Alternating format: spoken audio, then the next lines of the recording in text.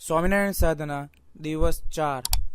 વંદે શ્રી પુરુષોત્તમં ચ પરમં ધામાક્ષરં જ્ઞાનદં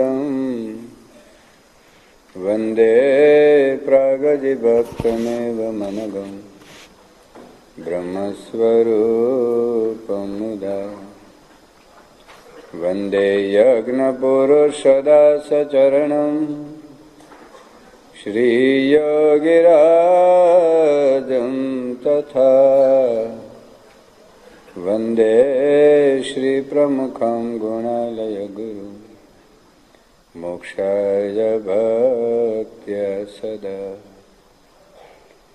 કાયેન વાચા મનસેન્દ્રિયૈર્વા બુદ્ધ્યાત્મના વા પ્રકૃતે સ્વભાવાत् કરોમિ યદ્યत् સકલં પરસ્મૈ નારાયણાયેતિ સમર્પયામિ. શ્રી સ્વામિનારાયણ ભગવાનની જય. શ્રી અક્ષર પુરુષોત્તમ મહારાજની જય. શ્રી ગુણાતીતાનંદ સ્વામી મહારાજની જય. શ્રી ભગતજી મહારાજની જય. શ્રી શાસ્ત્રીજી મહારાજની જય. શ્રી યોગીજી મહારાજની જય. શ્રી પ્રમુખ સ્વામી મહારાજની જય. દિલ્હી અક્ષરધામ મહોત્સવની જય. સાધના સત્રમાં આપણે સ્વામિનારાયણ સાધના વિશે વિચાર કરી રહ્યા છીએ. પ્રથમ દિવસે સ્વામિનારાયણ સાધનાની વિશેષતા સમજાવીને સ્વામિનારાયણ સાધનાની સફળતાના જે 7 સિદ્ધાંતો છે એનો ઉલ્લેખ આપણે કરેલો. બીજે દિવસે સ્વામિનારાયણ સાધનાની સફળતાના 7 સિદ્ધાંતોમાં પ્રથમ સિદ્ધાંત સંકલ્પ નિષ્ઠા, અર્થાત આ માયા સ્વભાવ અને દોષમાંથી મારે મુક્ત થવું છે એવો એક સંકલ્પ કરવો પડે, કારણ કે સંકલ્પ કર્યા વગર કશું થતું નથી. જીવનમાં જો ધ્યેયની સ્પષ્ટતા અને દ્રઢતા હોય તો ગમે તેવા વિઘ્નો અને ઝંઝાવાતોની વચ્ચે, ગમે તેવા સુખ અને દુઃખની સાથે, ગમે તેવા માન અપમાન અને વિરોધની વચ્ચે પણ વ્યક્તિ પોતાના જીવનનું ધ્યેય સિદ્ધ કરી શકે છે. તો મનુષ્ય જીવનનું લક્ષ્ય એ આત્માની મુક્તિ છે, પરમાત્માની પ્રાપ્તિ છે. અને એવી સંકલ્પની સિદ્ધિ માટે પછી આપણે બીજો મુદ્દો જોયો કે સ્વરૂપ નિષ્ઠા. સાધનો ભગવાનને રાજી કરવા માટે છે. તો તપ, ત્યાગ, નિયમ, ધર્મ, તીર્થયાત્રા, હોમ, હવન, યજ્ઞ, સમાજ સેવા એ બધા સાધનો છે. પણ એકડો ભગવાનના સ્વરૂપની નિષ્ઠા છે. ભગવાનને યથાર્થ સમજ્યા વગર માયા પાર થઈ શકાય એવું નથી, કારણ કે સાધન માત્ર સુષુપ્તિમાં લીન થઈ જાય છે. શ્રી કૃષ્ણ ભગવાને પણ ગીતામાં કહ્યું કે દૈવ્યેશા ગુણમયી મમ માયા દુરત્યયા મામેવ પ્રપદ્યન્તે માયા મેતામ તરંતિ. કે ભગવાનની આ ગુણમયી માયા છે, એ સાધનોથી તરી શકાય નથી. એ તરવા માટે ભગવાનના ઉપાસના રૂપી, ભગવાનની શરણાગત રૂપી વાહનની જરૂર પડે છે. તો ભગવાનને સમજવામાં શું સમજવાનું છે એની પણ આપણે ગઈકાલે વાત કરી કે ભગવાનનો મહિમા એના કાર્યથી સમજી શકાય, એના વર્તનથી સમજી શકાય અને એમના સ્વરૂપથી સમજી શકાય. તો કાર્યથી સમજેલો મહિમા એ આપણને ભગવાન કે સંત પ્રતિ અવભાવ વ્યક્ત જરૂર કરે કે મહારાજે આવા મંદિરો બાંધ્યા, મહારાજે એક રાતમાં 500 પરમહંસની દીક્ષા આપી, શ્રીજી મહારાજે જોબન પગી જેવા લૂંટાળુનું પરિવર્તન કર્યું. મહારાજ અનેક પ્રકારના સામાજિક સુધારા કર્યા. તો આ પ્રકારના એક મહિમાના વિચારથી એમના પ્રત્યે અવભાવ જરૂર વ્યક્ત થાય. પણ તમે વચરામાં તો વાંચજો, શ્રીજી મહારાજે જે ભગવાનના મહિમાનો વિચાર કરવાનું કહ્યું છે એમાં મહારાજે ક્યાંય એવું નથી બતાવ્યું મેં આવું કામ કર્યું છે. એક ત્રાહિત વ્યક્તિને, એક નવા મુમુક્ષુને આ પ્રકારના કાર્યથી એમના પ્રત્યે સદભાવ થાય, પણ જીવન બદલવા માટે એમનું વર્તન ઉપયોગી છે.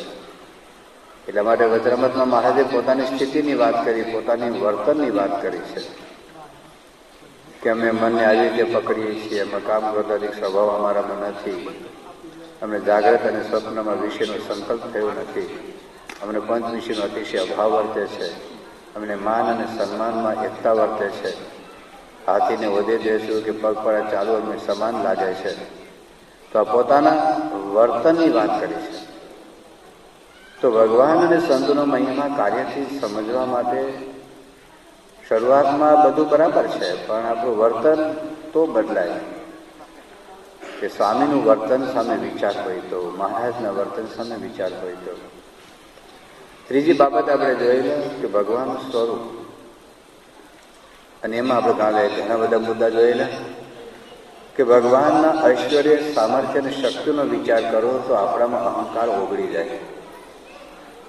હું કરું એ જ અજ્ઞાનતા શકટનો ભારે જેમ શ્વાન તાણે. હું કરું છે એવો જ્યાં સુધી વિચાર રહે છે ત્યાં સુધી સાધનમાં આગળ વધી શકાતું નથી. પણ અભાવ ત્યારે જ ઓગળે કે ભગવાનની કર્તૃત્વ શક્તિનો વિચાર આવે ત્યારે.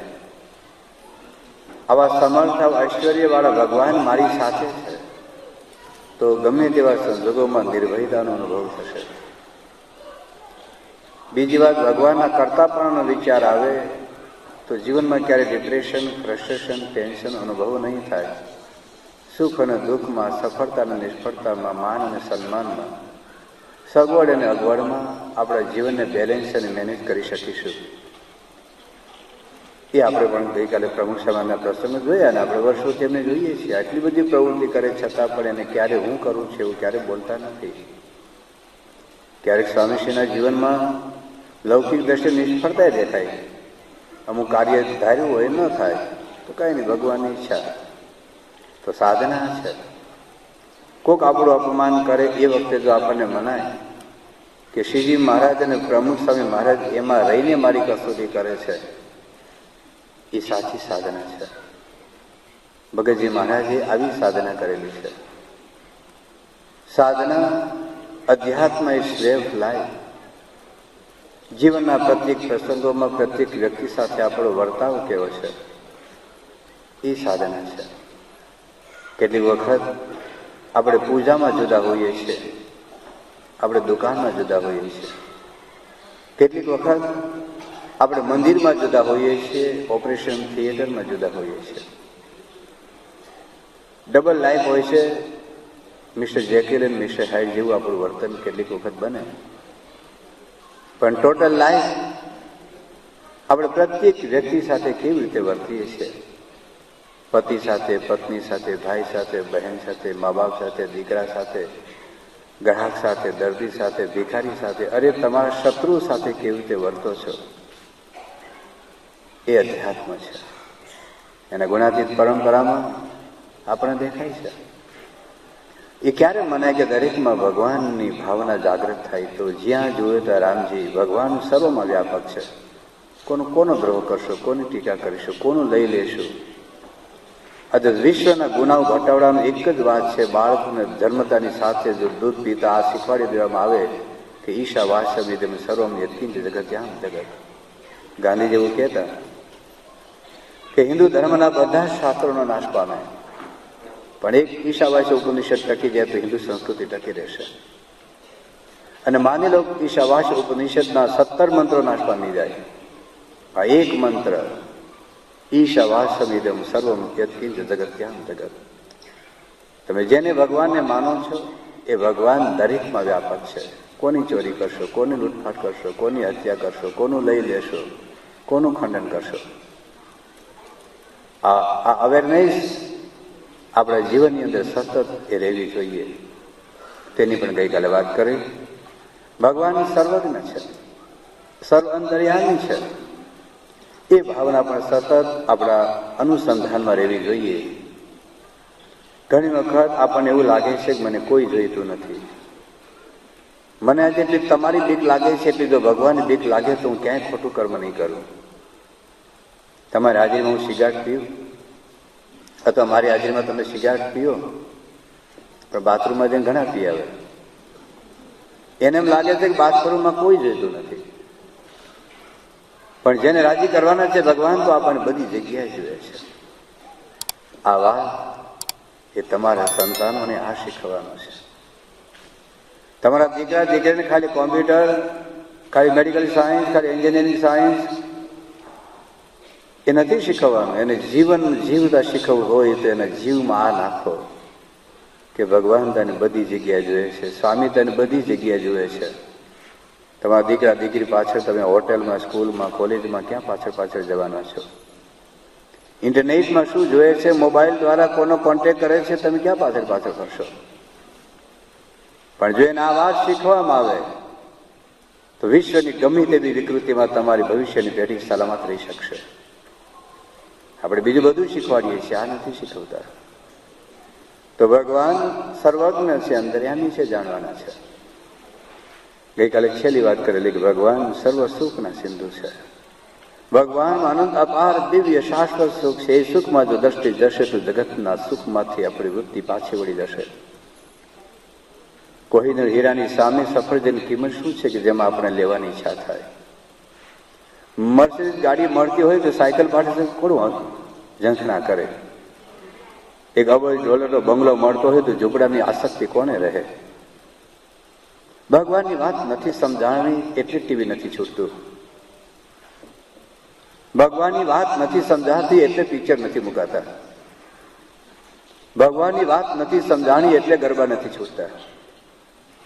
ગરબાનું સુખ વધારે કે શ્રીજી મહારાજનું સુખ વધારે?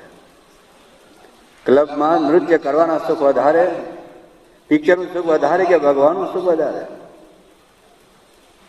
ભગવાનનું સુખ એક વિશ્વાસ ભલે નથી અત્યારે અનુભવાતું, પણ જે પુરુષો અનુભવે છે એ આપણને વાત કરે છે તો સહેજે વૃત્તિ પાછી વળી જશે. તો આવા ભગવાનને જાણીને ભગવાન શ્રીજી મહારાજ છે. એ સર્વોપરી સર્વ અવતારના અવતારી છે અને આજે પ્રગટ છે. એની વાત આપણે ગઈકાલે ટૂંકમાં કરેલી. બાકી તો આપણે 4 વર્ષ પહેલા વચરામ રહસ્ય ભાગ 1, 2, 3 આધારે જ્ઞાન સત્રમાં પણ બધું જોઈ ગયેલા છીએ.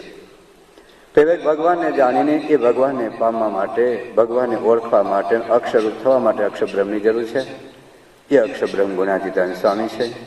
એ અક્ષરબ્રહ્મની પરંપરા જે પ્રમુખ સાહેબ મહારાજ છે, જેમના દ્વારા શ્રીજી મહારાજ પ્રગટ છે.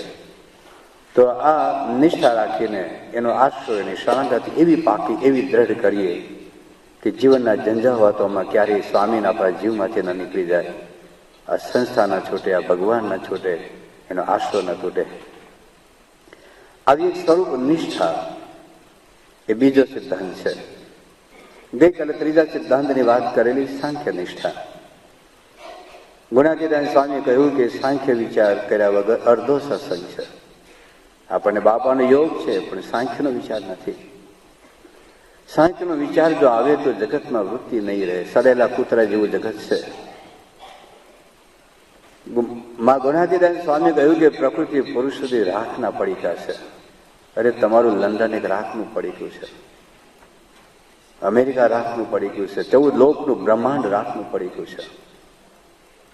14 લોકના બ્રહ્માંડ, અનંત કોટી બ્રહ્માંડ એ રાખના પડીકા તોલી છે. ક્યાં માલ મનાશે?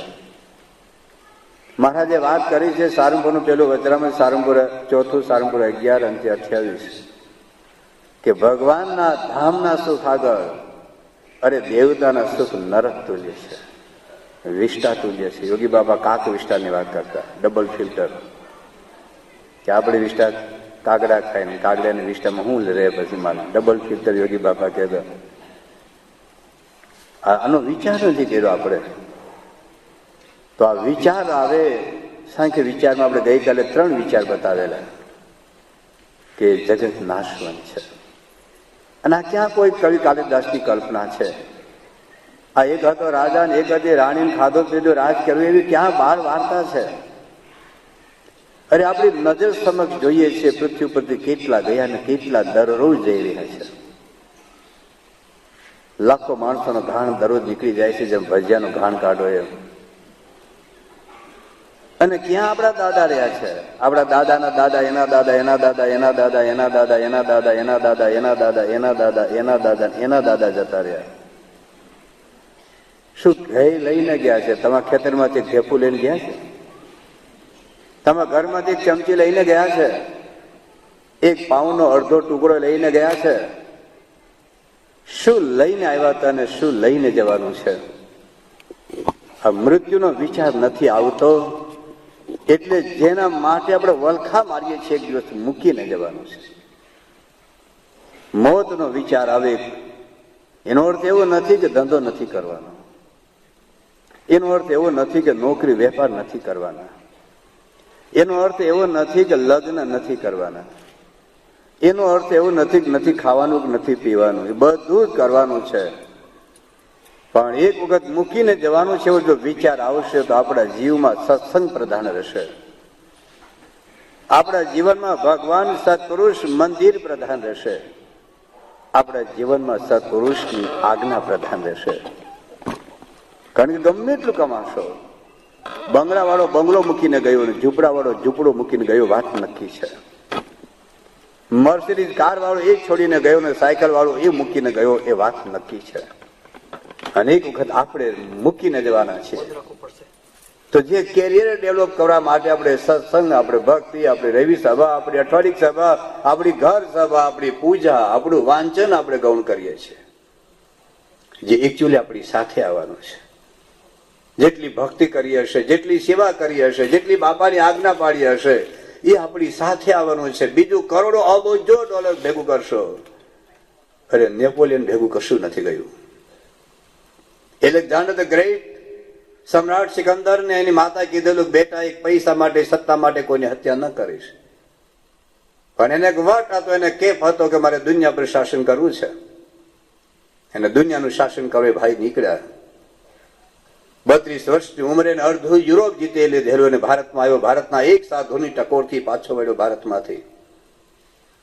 પણ તે બોલ્યો છે કે મારા મરણ વખતે બધી મિલકત અહીં પધરાવજો, મારે નાના મિસા દહે કબ્રસ્તાનમાં લાવજો. શું કહ્યું? કે નાનામી સાથે બધું લાવજો ભેગું, ખુલ્લા હાથ રાખજો, જેથી કરીને જગતના લોકો જોઈ શકે કે ખુલ્લા હાથે આવ્યો તો ખુલ્લા હાથે જઈ રહ્યો છે.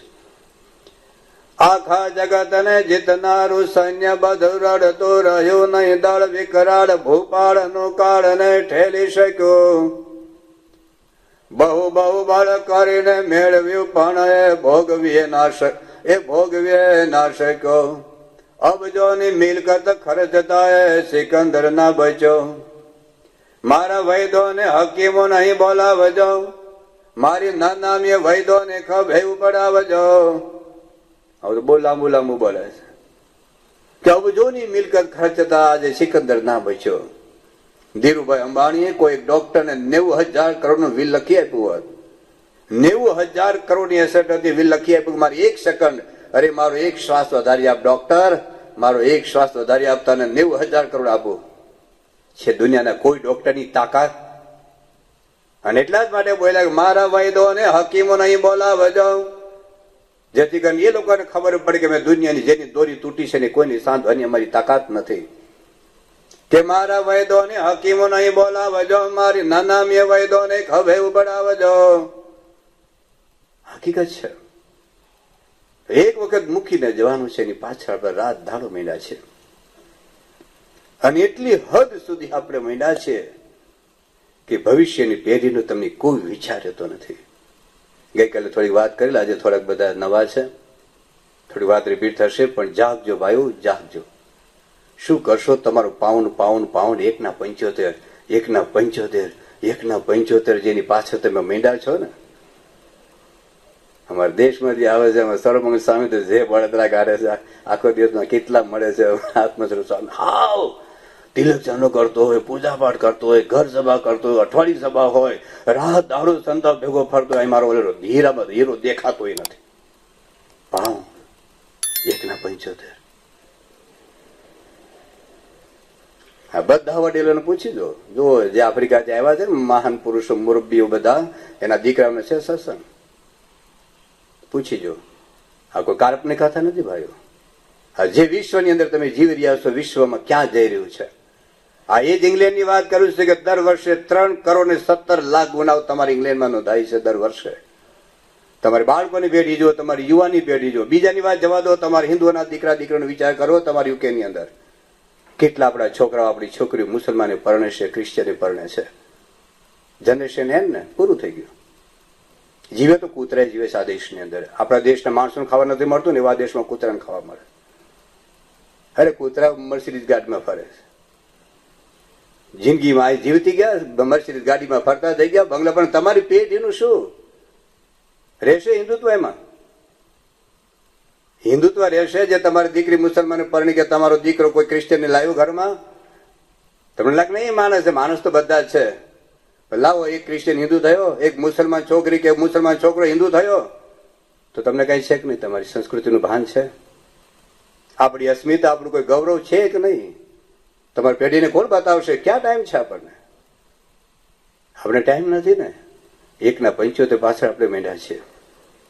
આપણે જ ભૂલી ગયા. પ્રમુખ શાહ મહારાજ કહે છે, અમેરિકાની કિશોરને એક વખત વાત કરેલી કે અંગ્રેજો આપણા દેશમાં 300-350 વર્ષ રહ્યા. 1600 સાલમાં લોકો આવ્યા, 1947 સાલમાં લોકો નીકળ્યા. શરૂઆતમાં તો ખાલી થોડો ઘણો વેપાર કરવા આવેલા અને 200 વર્ષ જેટલું આપણા દેશમાં રાજ્ય કર્યું. સાંભળજો, કાન ખોલીને સાંભળજો પ્રમુખ સાહેબના શબ્દો. થોડીક હું મારી ભાષામાં કહું છું, પણ સ્વામીનો વિચાર બાપાનો છે. સ્વામી કે એ 250 વર્ષ આપણા દેશમાં રહ્યા, એના બૈરાઓ કોઈ સાડી પહેરતા થયા? પેન્ટ અને શર્ટ આપણા બૈરામ નહીં ખા જોજો. અને આપણે ત્યાંથી લોકો આવે ને ત્યાંથી સીવડાવીને આવે. 350 વર્ષ રહ્યા એ આપણા કોઈ અંગ્રેજો ધોતિયું પહેરતા થયા? ઉલટાના પેન્ટ શર્ટ આપણા નહીં ખા. આપણો દેશ ક્યાં ઠંડો છે? કોટ પેન્ટ ટાઈની જરૂરિયાત જ નથી, પણ નાખ્યું ને આપણા દેશમાં. એના છોકરાને કોઈને ગુજરાતી કે હિન્દી સંસ્કૃત ભાષા શીખવી 350 વર્ષમાં અંગ્રેજી આપણા દેશમાં નાખીને ગયા ને. એના છોકરાઓ કોઈ અથવા એ કોઈ રામ ભગવાન, કૃષ્ણ ભગવાન, બા માતા, ખોડિયાર માતા, જલારામ બાપા, સાંઈ બાબા કોઈને માનતા થયા? ઈસુ આપણા દેશમાં નાખીને ગયા ને. એ લોકો દિવાળીનો ઉત્સવ ઉજવતા થયા? અરે નાતાલ આપણા દેશમાં નાખીને ગયા ને. એ લોકો જન્માષ્ટમી કે રામનવમીનો ઉત્સવ ઉજવતા થયા? નાખ્યું ને. 9 વર્ષ જોઈ લો ક્યાંથી શરૂ થાય. એ લોકો રક્ષાબંધન ઉજવતા થયા? અરે વેલેન્ટાઇન ડે આપણા દેશમાં નાખીને ગયા ને.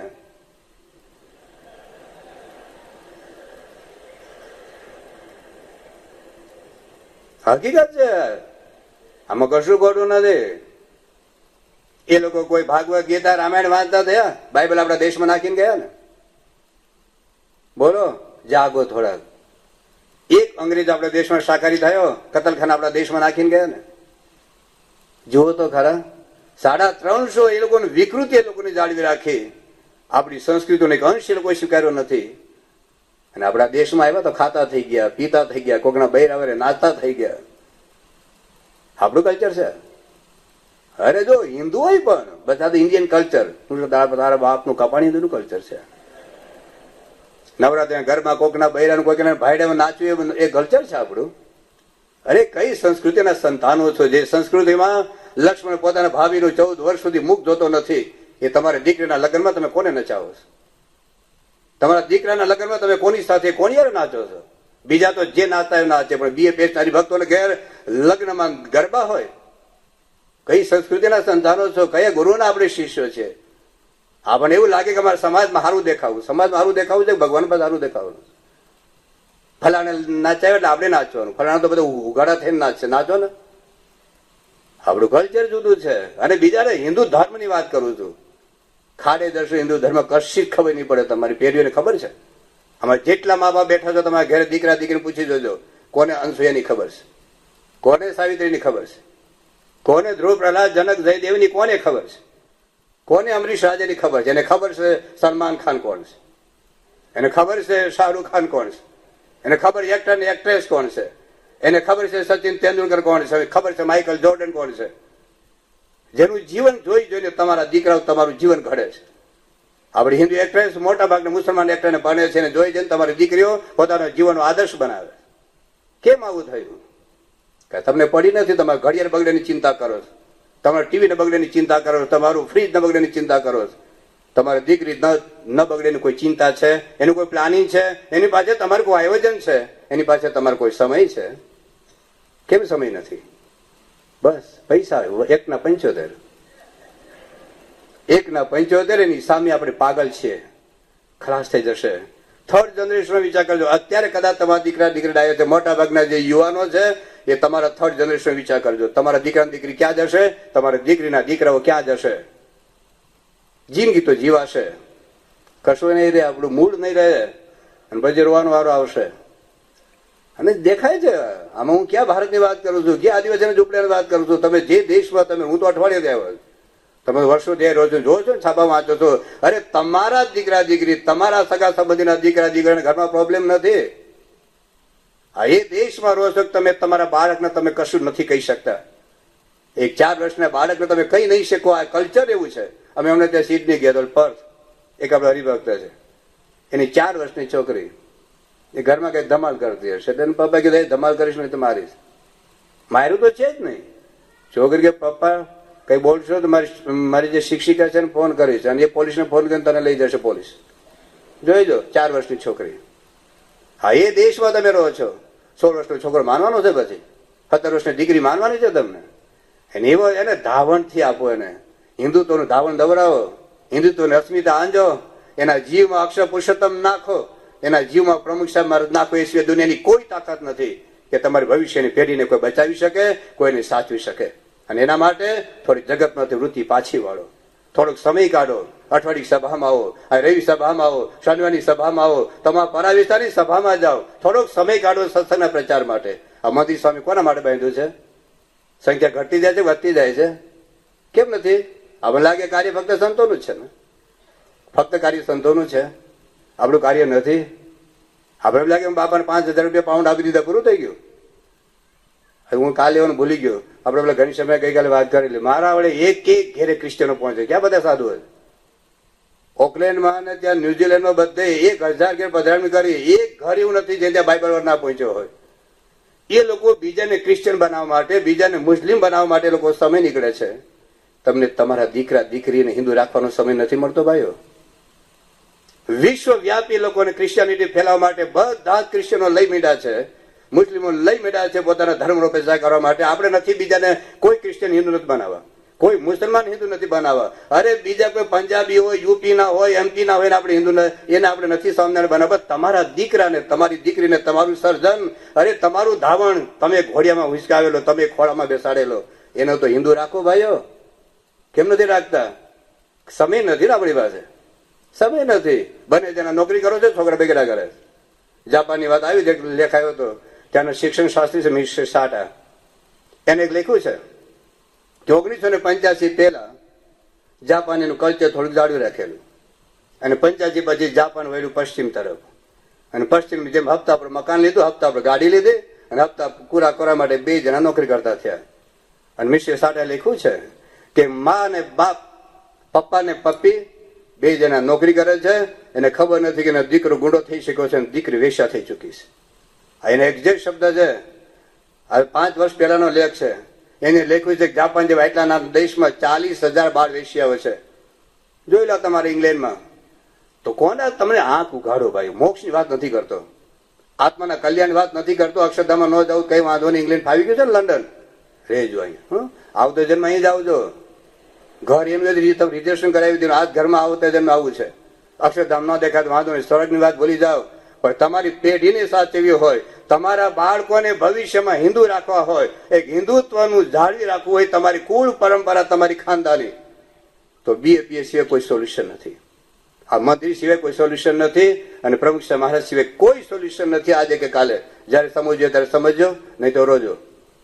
રડવા સિવાય બીજો કોઈ વિકલ્પ અથવા તમે સ્વીકાર લો કે આ દેશમાં આવું હોય, આ દેશમાં છોકરા છોકરી આગા પાછા થાય, એનો કઈ વાંધો નહીં. સ્વીકાર લો તો ઓકે, તો ધન્યવાદ. જો ના સ્વીકારો તો એટલા માટે આ પ્રમુખ સમાજ, એટલા માટે થોડોક સમય કાઢવાનો છે. આ હિન્દુ આટલું મંદિર બાંધ્યું છે, સંખ્યા વધે છે ઘટે છે? 10 વર્ષથી આ મંદિર છે, 10 વર્ષથી સંતો છે, બીજા લાખો માણસો આવીને દર્શન કરીને જતા રહ્યા. આપણા છોકરા હતા બંધ થઈ ગયા. 1988 જે ચહેરા દેખાતો ઘણા તો દેખાતા જ નથી. બાપા બોલેલા કે સ્વામી જૂના તો કોઈ દેખાતા જ નથી. કેમ નથી દેખાતા? કેમ આવતા બંધ થઈ ગયા? એ તો ઠીક, નવાન કેટલા આપણે લાવ્યા? ચાલો લાવ્યા. આજે અમે અમેરિકામાં જો 3 સત્સંગ હતા, 45 મંદિર થયા, મફતમાં થયા. 2000 કેન્દ્રોની અંદર આજે 200 કેન્દ્રમાં અઠવાડિક સભા થાય, મફતમાં થાય છે. એ લોકો તો કેટલો લાંબો પડો દેશ છે. અરે દર વર્ષે વર્ષોથી ચાલુ દિવસોમાં શિબિર થાય, ચાલુ દિવસ ગુરુ શુક્ર શનિ. અહીં આપણે ચાલુ દિવસમાં 3 દિવસની શિબિર રાખીએ તો કેટલા જણા આવે? કેટલા આવે? સાચું બોલો છે, આંગળી ઊંચી કરો છે. આપણે આવતા સોમ મંગળ બુધ 3 દિવસ ચાલુ દિવસમાં શિબિર રાખીશ મારે, કેટલા આવાજ હાજર છે? 1 ના 75 ને. ચાલુ દિવસમાં શિબિર રખાય નહીં અને હોલિડેમાં રખાય નહીં, કારણ કે હોલિડેમાં ફરવા જવું છે. હોલિડેમાં ફરવા જવું છે કે સ્વામી તમે હોલિડેમાં શિબિર રાખો તો અમારે ફરવા ક્યારે જવું? ચાલુ દિવસમાં તમે શિબિર રાખો તો અમારે કામ ક્યારે કરવું? તો ગુણાજીદાન સ્વામીએ કહ્યું તો કરોડ કામ બગાડીને મોક્ષ ઉધારવાનો છે. અરે મોક્ષ માટે લોકો રાજપાટ છોડ્યા છે. આપણે ક્યાં રાજપાટ છોડવાના છે? તમે દીકરાના લગ્ન શોપ નથી બંધ કરતા? દીકરીના લગ્ન હોય તો શોપ નથી બંધ કરતા? ફ્રેક્ચર થયું તો અરે 6 મહિના ખાડા નથી પડ્યા રહેતા? સત્સંગ માટે કામ થોડોક સમય કાઢવા. સાંખ્યનો વિચાર હશે ને થોડોક સાંખ્ય તો મૂકીને જવાનું છે. કદાચ $100 ઓછા કમાશો ભલે પડ્યા રહ્યા, £100 ઓછા કમાશો. અરે 20 લાખની ગાડી નહીં હોય તો ભલે 10 લાખની ગાડી ફેરવો, સાયકલ ફેરવજો. અરે અડધો રોટલો ખાવા મળે ને આખો નહીં, અડધો રોટલો. અરે છાશ ને મળે વાંધો નહીં, અરે પાણી અને અડધો રોટલો ખાઈને હુઈ જજો. જો તમારી ભવિષ્યની પેઢી માટે સમય કાઢજો. આખો રોટલો ન મળે તો વાંધો નહીં, પીઝા ન મળે તો વાંધો નહીં. ભારતમાં લાખો કરોડો માણસો અડધો રોટલો પાણી પીને હુઈ જાય. હું નથી કહેતો તમે ના કમાવો, ધંધો ના કરો, પણ ભાઈ સાહેબ થોડું ઘર સભા તો કરો. હાલમાં આંગળી નથી કરાવી, મને ખબર છે કે લોકો ઘર સભા કરે. આટલા વર્ષોથી બાપા બારડા પાડી થાક્યા છે. સંતો થાય શું છે અમને? તમારા દીકરા દીકરી બગડે તમને નુકસાન છે, અમને ખાવા નથી મળવાનું. અહીં સંતો હોય તમે આઈસ્ક્રીમ ખાવા રોકાયા છે, તમારે પીઝા ખાવા રોકાયા છે, તમે બ્રેડ ખાવા રોકાયા છે, અહીં મચ્છર નથી એટલે રોકાયા છે. શું સંતોને સાર છે? અમને શું કામ આવ્યા છે? તમને એમના સામે તમે લાકડી લઈને માંડ્યા છો, તમને ટપકારો નથી. તમે અમારા છો એટલે કેવું પડે, કેવું પડે. અમારા સત્સંગના છોકરા આગા પાછા થાય ને, અમને દુઃખ થાય ને, અમને દુઃખ થાય છે. તમને અમારા માયના છે એટલે કેવું પડે. બાકી તમે ગુજરાતમાં કેટલા ગુજરાતના લાખો માણસો છે ને, હું ક્યાં કોઈને કહેવા ગયો? મેં કોઈને ફોન કર્યો? કોઈને ફોન કર્યો? કોઈને કહેવાનું નથી. અને તમને કહું છું કારણ તમે અમારા છો. અમારા સત્સંગના છોકરા મંદિરમાં ન આવે, સત્સંગના છોકરા છોકરી મુસલમાન ક્રિશ્ચિયને પરણે તો કર્યું છે હું અમે, અને તમે શું કર્યું છે? તો થોડોક સમય કાઢો, થોડોક સમય કાઢવાને પાછળ 5 જણાને ફોન કર્યો. ચાલુજી આ સંતો ગુજરાતથી આવ્યા છે, આ કથા વાર્તા થવાની છે, 5 જણાને ફોન કર્યો કે તમે આ સત્સંગમાં આવો, તમે સભામાં આવો. આપણે ક્યાં કોઈ ચાર્જ લેવાનો છે? મફતમાં ખવડાવીએ, મફતમાં ગવડાવવાનું, મફતમાં રૂમ આવ્યું, હોલનું ભાડું નથી લેતા અમે. પણ 5 જણાને આપણા મગજમાં છે ને ખબર ને શું છે. ઘણી વખત એવું લાગે કે બહુ સત્સંગ વધી જાય તમને બાપમાં લાભ ન મળે. અરે આ વિચાર છે આપણો. યોગી બાબા કે આખા બ્રહ્માને સત્સંગ કરો, પ્રમુખ સાહેબ મહારાજ કે ગુણાતીત કે આપણને પાંદરે સત્સંગ કરો. પ્રમુખ સાહેબ કામ દાખલો કર્યો? પ્રમુખ સ્વામી મહારાજ જો તમને બધા ન લાવ્યા હોય તો સારું, ત્યાં બે ગયા તો આજે વાત કરી દે. સર્વમંગળ સ્વામી, શાસ્ત્રી મહારાજ, યોગી બાપા, પ્રમુખ સાહેબ તમારે ઘેર પધારણી ન કર્યું હોત તો ત્યાં બે રહ્યા હતો સારંગપુરમાં, શું વાંધો હતો, શું તકલીફ હતી? હા, યોગી બાબાનો સંકલ્પ, શ્રીજી મહારાજના સંકલ્પમાં આપણે ટેકો કરાવવાનો છે. ફોન તો કરો ભાઈ સાહેબ, ક્યાં ઘેર જવાનું છે? 5 જણાને ફોન કરો, અરે 50 વાર ફોન કરો, ના આવે તો ક્યાં તમે કઈ ઘસાઈ જાય છે. પણ તમારું ભાગું થશે, તમારી દળતા થશે. થોડોક સાંખ્યનો વિચાર હશે ભાઈઓ તો જગતમાંથી થોડુંક પાછું વળશે. હા, તમે કરોડપતિ થાવ એમાં જરાય વાંધો નથી, અબજોપતિ થાવ જરાય વાંધો નથી. આપણા હિન્દુ શાસ્ત્રોએ પૈસા કમાવાની જરાય વાત નાનત પાડી. ધર્મ, અર્થ, કામ અને મોક્ષ, પૈસો કમાવો તમારો પુરુષાર્થ છે. તમારી તાકાત હોય તો અબજોપતિ બનો. કામ, લગ્ન જીવન જીવો તમારો એક પુરુષાર્થ છે. પણ હખણારો 2 વસ્તુ મૂકી છે. ધર્મમાં રહીને પૈસા કમાવ, ધર્મમાં લઈને કૌટુંબિક લગ્ન જીવન જીવો, અને મોક્ષને ભૂલશો નહીં. મોક્ષનું અંતિમ લક્ષ્ય કરોડો જન્મથી આટા મારીએ છીએ. આ જન્મે જો મોક્ષ નો કામ નહીં થાય તો અનંત જન્મ આપણા માટે ઉભા છે. આપણે માનીએ કે ના માનીએ? ઘણા કે હું નથી માનતો. તું નથી માનતો કે સિદ્ધાંત ખોટો થઈ જવાનો. આ અગ્નિ અડવાથી દાજી જવાય, હું નથી માનતો તો અડ જા. અગ્નિને અડવાથી હું દાજી જવું નથી માનતો. અરે આપણા માનવા ઉપર નથી ચાલતું દુનિયા. તમે કે હું સૂર્યમાં નથી માનતો કે સૂર્ય જતો રહેવાનો છે.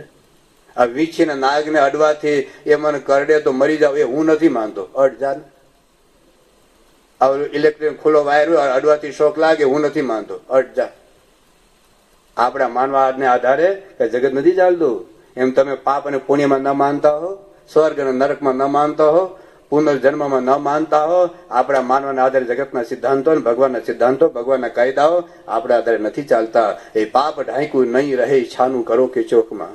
પાપ ઢાંકવું નહીં રહે છાનું કરો કે ચોકમાં. અંતે પોખારી ઉઠશે લોક કે પરલોકમાં. કર્મ સિદ્ધાંત પુસ્તક વાંચો, નક્કી છે. એટલે થોડોક સાંખ્યનો વિચાર કરો કે આ જગત નાશવંત છે, એક વખત મૂકીને જવાનું છે, કરોડો જન્મથી ભોગવેલું છે, એમાં કોઈ કાળે કોઈની તૃપ્તિ થઈ નથી અને થવાની નથી. હવે થોડાક પાછા વળીને થોડુંક ભગવાન માટે સમય કાઢીએ, સત્સંગના પ્રચાર માટે સમય કાઢીએ, અને કંઈ નહીં તો તમારા બાળકો માટે અડધો કલાક બેસો. અડધો કલાક બેસો, એને સત્સંગની વાતો કરો, હિન્દુત્વની વાતો કરો, સ્વામીની વાતો કરો, અને એના જીવના લોહીના કણે કણમાં આરબીસી ને WBC માં પ્રમુખમાં નાખી દો. અને એ જો નાખશો તો દુનિયાની ગમે તેવી વિકૃતિ એ તમારા બાળકને નહીં ડગાવી શકે. વિકૃતિ તમારા બાળકને હલન ચલન નહીં કરાવી શકે. એના જીવમાં ક્યારે વિકૃતિ નહીં પેસે. એના જીવમાં જો પ્રમુખ સાહેબ મહારાજ હશે તો એ થોડોક સાંખ્યનો વિચાર કરીને આપણે જેમાં સાંખ્ય નિષ્ઠા એ દ્રઢ કરવાની છે. ત્યાર પછીનો જે સિદ્ધાંત છે એ છે સ્વધર્મ નિષ્ઠા. સ્વામિનારાયણની સફળતાના 7 સિદ્ધાંતોમાં પહેલો સિદ્ધાંત છે સંકલ્પ નિષ્ઠા, બીજો સિદ્ધાંત છે સ્વરૂપ નિષ્ઠા, ત્રીજો સિદ્ધાંત છે સાંખ્ય નિષ્ઠા, અને ચોથો સિદ્ધાંત છે એ સ્વધર્મ નિષ્ઠા. સ્વધર્મ નિષ્ઠાની વાત હવે આપણે કરીશું. સ્વધર્મ એટલે પોતપોતાનો ધર્મ. સ્વ એટલે પોતાનો, ધર્મ, સ્વધર્મ એટલે પોતાનો ધર્મ. એમાં પણ નિષ્ઠા, એમાં પણ દ્રઢતા, એમાં પણ સ્થિરતા. ઘણી વખત ધર્મ પાડીએ પણ અઠવાડિયા પછી પાછું બધું ચાલુ થઈ જાય. આ તો માયાનું જોર એવું છે ને ભાઈઓ, ગમે તેવા હોય તો આપણને ફગાવી દે.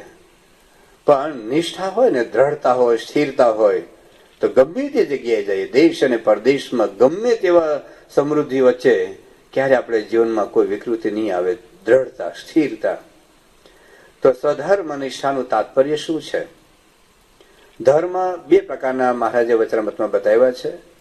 એક તો વર્ણાશ્રમનો ધર્મ છે, બીજો એકાંતિક ધર્મ છે જેને ભાગવત ધર્મ કહેવામાં આવે છે.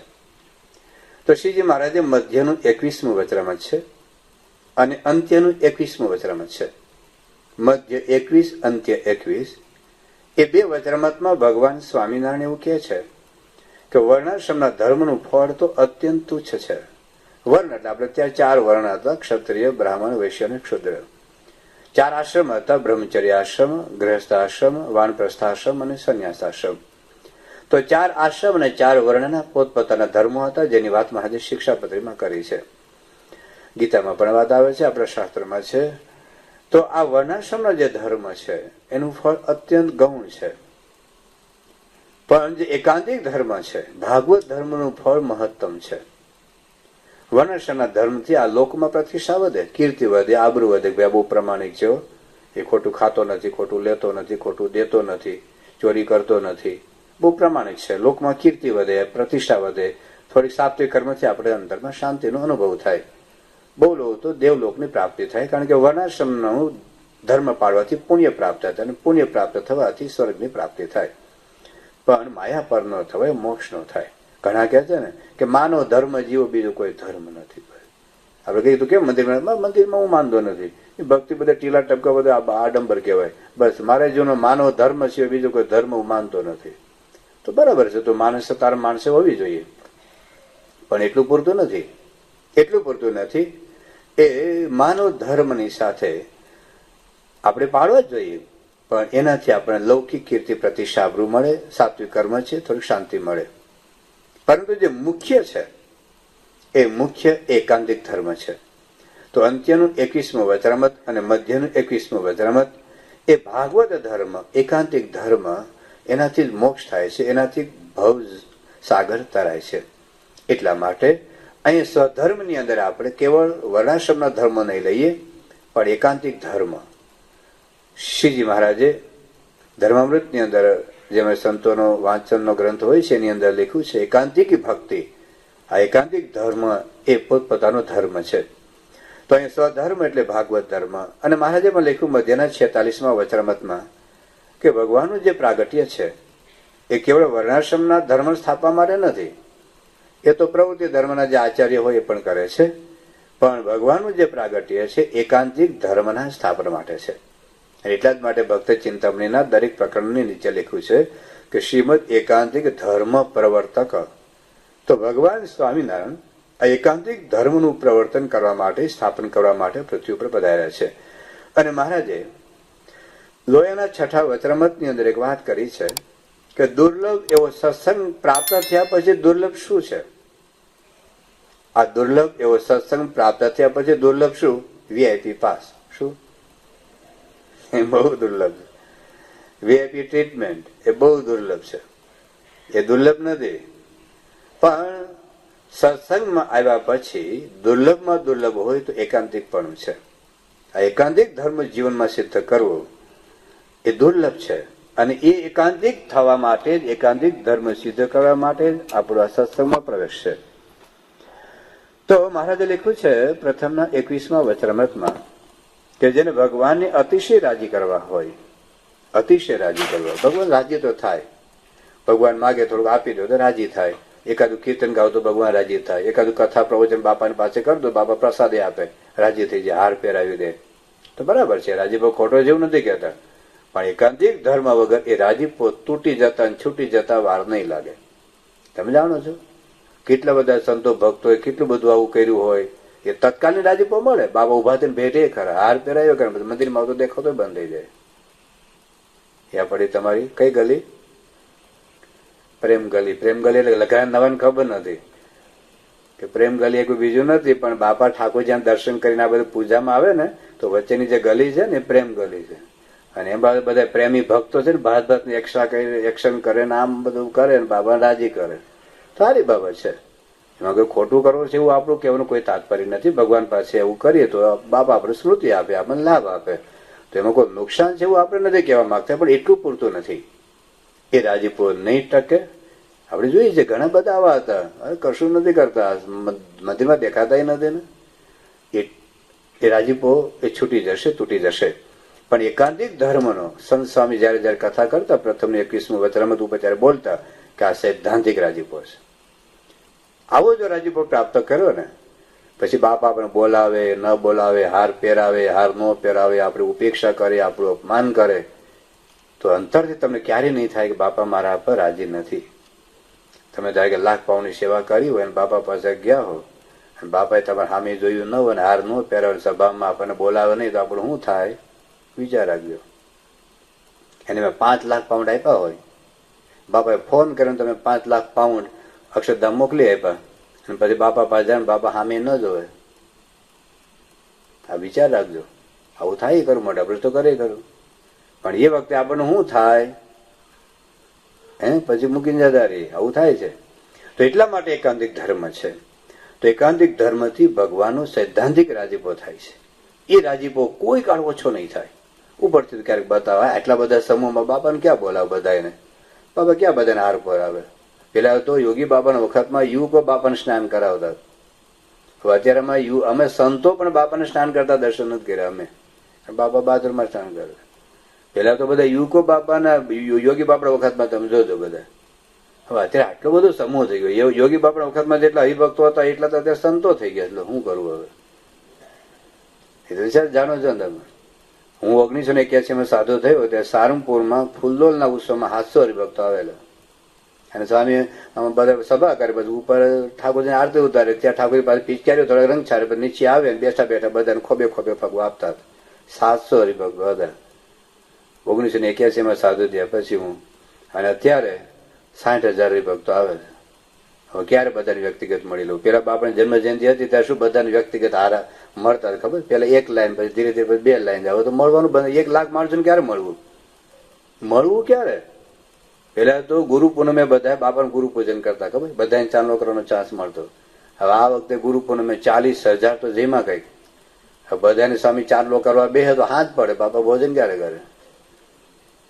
હવે આ બધા રિમોટ કંટ્રોલના જમાના આવી ગયા. હવે રિમોટ કંટ્રોલ આ ટેકનોલોજી બદલે કે ને પેલા અહીંયા હાથ પાડતા હતા, હવે તો અહીંથી અહીં ફોન કરે ત્યાં પેલો આવી જાય ફટ. આ બધા ટેકનોલોજીના જમાના આવી ગયા. પણ હવે શું છે, સત્સંગનો વિકાસ થયો, બાપાની ઉંમર વધી, પણ હવે એમાં આપણને બોલાવે તો જ બાપાનો આપણા પર રાજીપો છે એવું નથી. જબ હરી કૃપા હોત એ તબ સુજત અપના દોષ. બાપાનો રાજીપો એ કે મને ખબર પડે કે મારામાં કામ છે, મારામાં અહંકાર છે, મારામાં માન છે, મારામાં ઈર્ષા છે, એ મારું નિદાન થાય ને એ બાપાનો રાજીપો. ટાળવાનો વિચાર આવે એ વધુ રાજીપો, ટાળવાનો પ્રયત્ન થાય એ વધારે રાજીપો, સ્વભાવ ઓછા થાય એથી વધારે રાજીપો, સ્વભાવ નિર્મૂળ થાય એ પૂર્ણ રાજીપો. તો એ પૂર્ણ રાજીપો પ્રાપ્ત કરવા માટે આ એકાંતિક ધર્મ સિદ્ધ કરવાનો છે. એકાંતિક ધર્મની અંદર 4 વસ્તુ આવે છે: ધર્મ, જ્ઞાન, વૈરાગ્ય અને ભક્તિ. ધર્મ, જ્ઞાન, વૈરાગ્ય અને ભક્તિ, આ 4 એમાં સદગુણ આવે છે. એ 4માં પણ ભક્તિ મુખ્ય છે. ભક્તિ મુખ્ય છે. ધર્મ, જ્ઞાન, વૈરાગ્ય તો ભક્તિની રક્ષા માટે છે. શ્રીજી મહારાજે મધ્યના 32મા વચનામૃતમાં આ વાત આપણને સમજાવી છે કે કલ્યાણ ભક્તિથી થાય છે. ધર્મ, જ્ઞાન, વૈરાગ્ય તો એની રક્ષા માટે છે. જેમ તમે ખેતરમાં હો આપણા દેશમાં, જો કે ચરોતરમાં વાડ ઓછી હોય, કારણ કે તમાકુ કોઈ ખાય નહીં, ખાલી માણસ જ ખાય. પણ કાઠિયાવાડમાં ઘઉં, જ્વાર, બાજરી હોય એટલે પછી ત્યાં તો વાડ કરવી પડે, નહીં તો ઘેટા બકરા બધું ખાઈ જાય. પણ એ વાડથી ઉત્પાદન ન થતું. ઉત્પાદન તો અંદર જે ડાંગર વાવ્યું હોય, ઘઉં આવ્યા હોય એનાથી ઉત્પાદન થાય. પણ જો વાડ ન હોય તો ઘેટા બકરા બધું ખાઈ જાય તો એમાંથી ઉત્પાદન ન થાય. પણ વાડ એ ઉત્પાદન જે તમે પાક વાવ્યો છે રક્ષા માટે છે.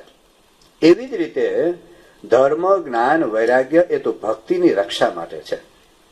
પણ કલ્યાણ અને મોક્ષ એ ભક્તિથી થાય છે.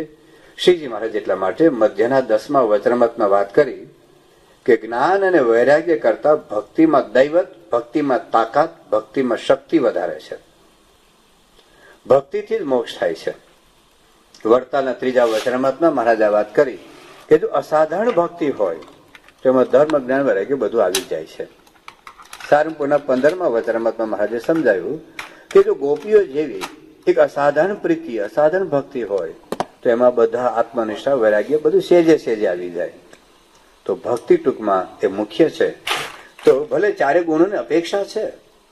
પ્રથમના 19મા વચનામૃતમાં ભગવાન સ્વામિનારાયણ આ વાત સમજાવી છે કે આત્યંતિક મોક્ષ માટે ધર્મ, જ્ઞાન, વૈરાગ્ય, ભક્તિ 4 ગુણોની એકાબીજાની અપેક્ષા છે. પણ એમ છતાં ભક્તિ એ મુખ્ય છે. એટલા માટે આ ધર્મ, જ્ઞાન, વૈરાગ્ય અને ભક્તિ જે એકાંતિક ધર્મ, જે આપણો સ્વધર્મ છે, એના નિરૂપણમાં પ્રથમ નિરૂપણ આપણે ભક્તિનું કરીશું. પ્રથમ નિરૂપણ આજે ને કાલે. પ્રથમ નિરૂપણ આપણે ભક્તિનું કરીશું. પછી એ ભક્તિની રક્ષા માટે ધર્મની જરૂરિયાત છે, એ ભક્તિની રક્ષા માટે જ્ઞાનની જરૂરિયાત છે, એ ભક્તિની રક્ષા માટે વૈરાગ્યની જરૂરિયાત છે. એ આપણે પછી નિરૂપણ કરીશું. તો પેલા આપણે નિરૂપણ ભક્તિનું કરીએ. તો ભક્તિથી પેલા લાભ જોઈએ, કારણ કે લાભ વગર લાલો લોટે ન જાય. શું લોટે એટલે પેલો ટોયલેટ જાય છે એની હો. લોટે એટલે લાલો નામ હોય અને લોટ માગવા, પેલા બ્રાહ્મણો લોટ માગવા જતા. તો જે ગામમાં એક આટલો લોટ મળે એમ ન હોય તો ત્યાં લોટ માગવા જાય. તો જે લાભ વગર લાલો લોટે ન જાય. જ્યાં લોટ મળતો હોય ને ત્યાં લોટ માગવા જાય. એમ લાભ વગર આપણે કશું કરતા નથી. ઇન્ડિયા છોડ્યું કેમ? 1:75.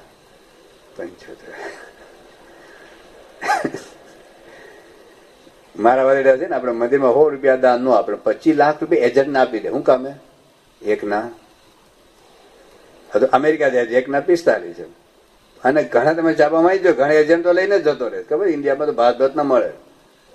કઈ નહીં, ભગવાન ઈચ્છા. બીજી વાર ટ્રાય કરે. ડોક્ટર સ્વામીને કરી ભક્ત કે આમ કેમ્પમાં હતા, કે સ્વામી મારા બે દીકરો ને દીકરા બહુ પહોંચી ગયા.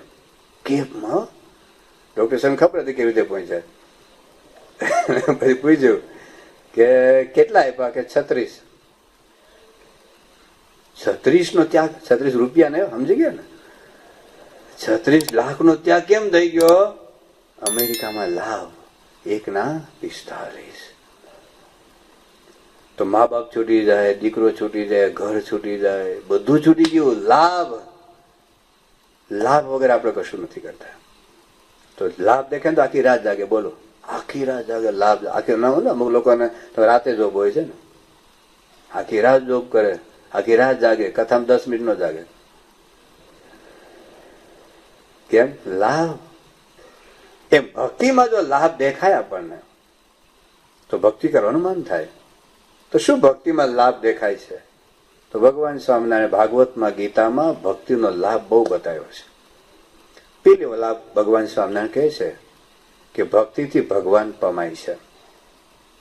બીજા કોઈ સાધનથી ભગવાન પૈસાથી ન પમાય. જો પૈસાથી પમાયાતા હોત ને તો આપણા જેવા તો રખડી પડે. કારણ બિલ ગેટ જ લઈ જાત ને ભગવાન, અને એના જેવા તો કેટલા છે બધા. આપણે તો વારો જ ન આવે. તો તમારો કોઈ ન આવે, ભલે ને તમે ગમે એટલા આવો, તમારે કહેતા કેટલા પૈસા થાય, અને અમારો તો વારો જ ન આવે. અમે તો બાવા કશું નહીં અમારી પાસે. તો બધા બે ગાત્રે ધોત્યું છે અને બીજા ફૂકાય છે. બસ ચપ્પલ એવા છે, કોઈ લઈ જાય નથી. પેલા ચાકડી જેવા ચપ્પલ છે, મારા સંતો પડે છે ને ચાકડી, હરામ છે, કોઈ અડે તો લઈ જ ન જાય.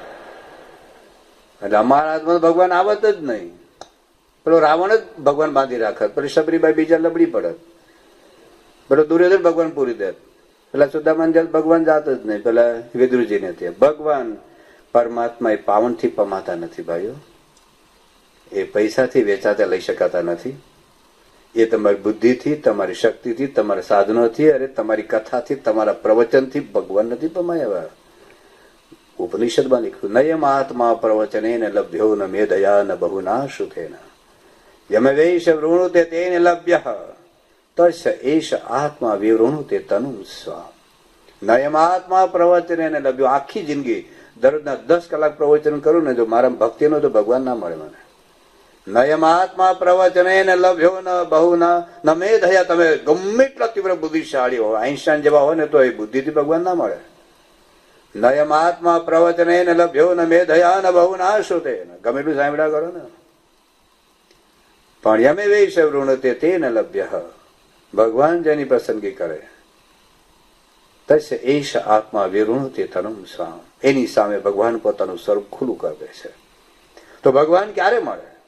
ભગવાન જેના પર પ્રસન્ન થાય ત્યારે. ભગવાન પ્રસન્ન ક્યારે થાય? ભગવાન ભક્તિથી પ્રસન્ન થાય છે. તો ભક્તિથી ભગવાન પામાય છે. ગીતામાં, ભાગવતમાં વારંવાર વાત લખી છે. તો ભગવાનને પામવા માટે ભક્તિ જરૂર છે. અને ભગવાનને પામ્યા વગર તમારી જિંદગીના કોઈ પ્રશ્નનું કાયમી સમાધાન નથી. ભૂખ લાગી, ખાઈ લીધું, ભૂખનો પ્રશ્ન હલ થઈ ગયો. તરસ લાગી, પાણી પી લીધું, તરસનો પ્રશ્ન હલ થઈ ગયો. ઠંડી લાગી, હીટર ચાલુ કરી દીધું, ઠંડીનો પ્રશ્ન હલ થઈ ગયો. ગરમી લાગી, તમે એસી ચાલુ કરી દીધું, એ ગરમીનો પ્રશ્ન હલ થઈ ગયો. જિંદગીમાં કેવળ ભૂખના પ્રશ્નો નથી, જિંદગીમાં કેવળ તરસના પ્રશ્નો નથી, જિંદગીમાં કેવળ ઠંડી અને ગરમીના પ્રશ્નો નથી, જિંદગીમાં પ્રશ્નો મનના છે. અને મનના પ્રશ્નોનું કોઈ કાયમી સમાધાન ભગવાન વગર નથી. ભગવાન વગર કોઈ સમાધાન નથી. મેં કદાચ પહેલા દિવસે વાત કરેલી, શ્વેતાસૂત્ર ઉપનિષદમાં લખ્યું છે કે યદિ ચર્મવદ આકાશમ વૈશયિષ્યન્તિ માનવાઃ, યદિ ચર્મવદ આકાશમ વૈશયિષ્યન્તિ માનવાઃ તદા દેવમ વિજ્ઞાય દુઃખસ્યાંતો ભવિષ્યતિ. શ્વેતાશ્વેત ઉપનિષદમાં આવે છે, લખ્યું છે કે જેમ આકાશને ચામડાથી મળી શકાય નહીં, એમ ભગવાનને જાણ્યા વગર, ભગવાનને પામ્યા વગર જીવનના કોઈ દુઃખનો કોઈ કાયમી અંત નથી. તો ભગવાનને જો પામ્યા હોય તો ભક્તિ મસ્ત, ભક્તિ અનિવાર્ય છે. તો ભક્તિથી ભગવાન પમાય છે. નંબર 1 લાભ. 2 કે ભક્તિથી ભગવાન વશ થાય છે. એક લોકો આપણે દેશમાં ભૂતને વશ કરતા હોઈએ, ભૂત વર્ષે ઘણું બધું કામ થાય. આજના જમાના આપણે ન માની, ભૂત યોની તો છે જ, પણ લોકો પોલીસને રાજી કરે. બોલો, પોલીસને રાજી કરે, કોઈ સરકારી અધિકારીને રાજી કરે, કોઈ કોર્પોરેટરને રાજી કરે, કોઈ મિનિસ્ટરને રાજી કરે, તો કેટલું બધું કામ થઈ જાય. પણ જો ભગવાન અને સંત રાજી થઈ જાય તો કેટલું બધું કામ થાય. 1988 બાપા ત્યાં મોમ્બાસા સવારે નાસ્તો કરતા હતા, અને એ વખતે દેશમાંથી સંતો આવેલા સ્વામીની જન્મ જયંતિ નિમિત્તે. તો બોચાસણથી સંતો આવેલા, એમણે બાપાને વાત કરી કે એ વખતે બોચાસણમાં આપણે કેટલ કેમ્પ હતો, અને કોઈ ટેલિફોનના કોઈ અધિકારી આપણો કેટલ કેમ્પ જોવા માટે આવેલા. ઘણા બધા લોકો જોવા આવતા. હવે એને ક્યાંક ફોન કરવો હતો, તો ક્યાંક ફોન છે કે ભાઈ મંદિરમાં એસટીડી ફોન નથી. તો કેમ ફોન નથી? કે અમે તો કેટલા વર્ષથી એપ્લિકેશન કરી છે, પણ કાંઈ ઓલા ઉપરના કાંઈ હલાવતા જ નથી, અમને કાંઈ ટેલિફોન મળતો નથી. કે આટલું બધું તમે સુંદર કાર્ય કરીને તમને એસટીડી ફોન નથી મળતો? એ તરત જ ગયો ગાંધીનગર, એ દિવસે આજે એને ફોન અપાવી દીધો. એટલે પછી બાપાને વાત કરી, સ્વામી થોડુંક કેટેગરી જોઈને બહુ રાજી થઈ ગયા ને, તો એને એસટીડી ફોન તરત આપી દીધો. બાપે કે જો આ લોકોનો એક અધિકારી જો રાજી થઈને એસટીડી ફોન આપી દે, તો ભગવાન સંત રાજી થઈ જાય ને તો અક્ષરધામને એસટીડી આપી દે. અક્ષરધામને એસટીડી, ટૂંકમાં ભગવાન સાથે વાતચીત કરી શકાય. તો કેવું તાત્પર્ય એટલું છે, ભગવાન વશ, ભગવાન પ્રસન્ન ભક્તિથી થાય છે.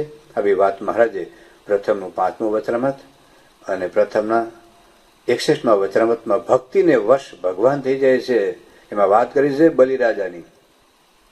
બલિરાજાની ભક્તિથી ભગવાન વશ થઈ ગયા, એના પ્રેમને તાંતને ભગવાન હંમેશને માટેના આંગણે બંધાઈ ગયા. આ ભક્તિથી ભગવાન વશ. તમે જુઓ, મેં કહ્યું કે શબરીબાઈથી ભગવાન વશ થયા. શબરીબાઈ એડ્રેસ નહોતું આપ્યું તમે આ જગ્યાએ મારે ત્યાં આવજો, પણ ભગવાન ખેંચાઈને ગયા ને. વિદુરજીને ત્યાં ભગવાન ગયા, પેલા દુર્યોધન બાંધી રાખ્યા તો ના રોકાયા. ભક્તિ હોય ને ત્યાં ભગવાન પહોંચી જાય છે. તો ભક્તિથી ભગવાન વશ થાય, ભક્તિથી ભગવાન પ્રસન્ન થાય. ત્રીજો લાભ છે કે ભક્તિથી આપણા વાસના ટળે, આપણા સ્વભાવ બળે, આપણા દોષો ટળે. જે આપણને બરબાદ કરે છે, પાયમાલ કરે છે, દુઃખી કરે છે, વાસના જ દુઃખી કરે છે ને. એક તમાકુની વાસના વર્ષે 50 લાખ માણસો મારી નાખે છે. આ જાતીય વૃત્તિની વાસના દર વર્ષે 40 લાખ માણસો એજને લીધે મરે છે. આ જુઓ તમારે હોટેલોમાં, મોટેલોમાં શું બધી લગ્ન પહેલા, લગ્ન પછી, લગ્ન વખતે, લગ્ન બહારના સંબંધો આ સમાજમાં ચાલે છે. અરે ભયંકર. એક સ્વામિનારાયણ સાધુ તરીકે અમારે ન બોલાય, ન કહેવાય એટલું ભયંકર તંત્ર સમાજમાં, તમારા દેશમાં ચાલે છે, બધી ચાલે, આપણે ઇન્ડિયામાં ચાલે છે. અને એટલું બધું ભયંકર ચાલે છે, પણ શું કામ જાય છે? આ વાસના. મેં કીધું કે લગ્ન કરવાની કોણ ના પાડે છે, પણ લગ્ન બાહ્ય સંબંધોમાં આપણું કેટલું ખલાસ થઈ જાય છે તંત્ર. આજે કરોડો બાળકો અમેરિકામાં એવા છે કે જે સગી મા સાથે નથી, સગા બાપ સાથે નથી.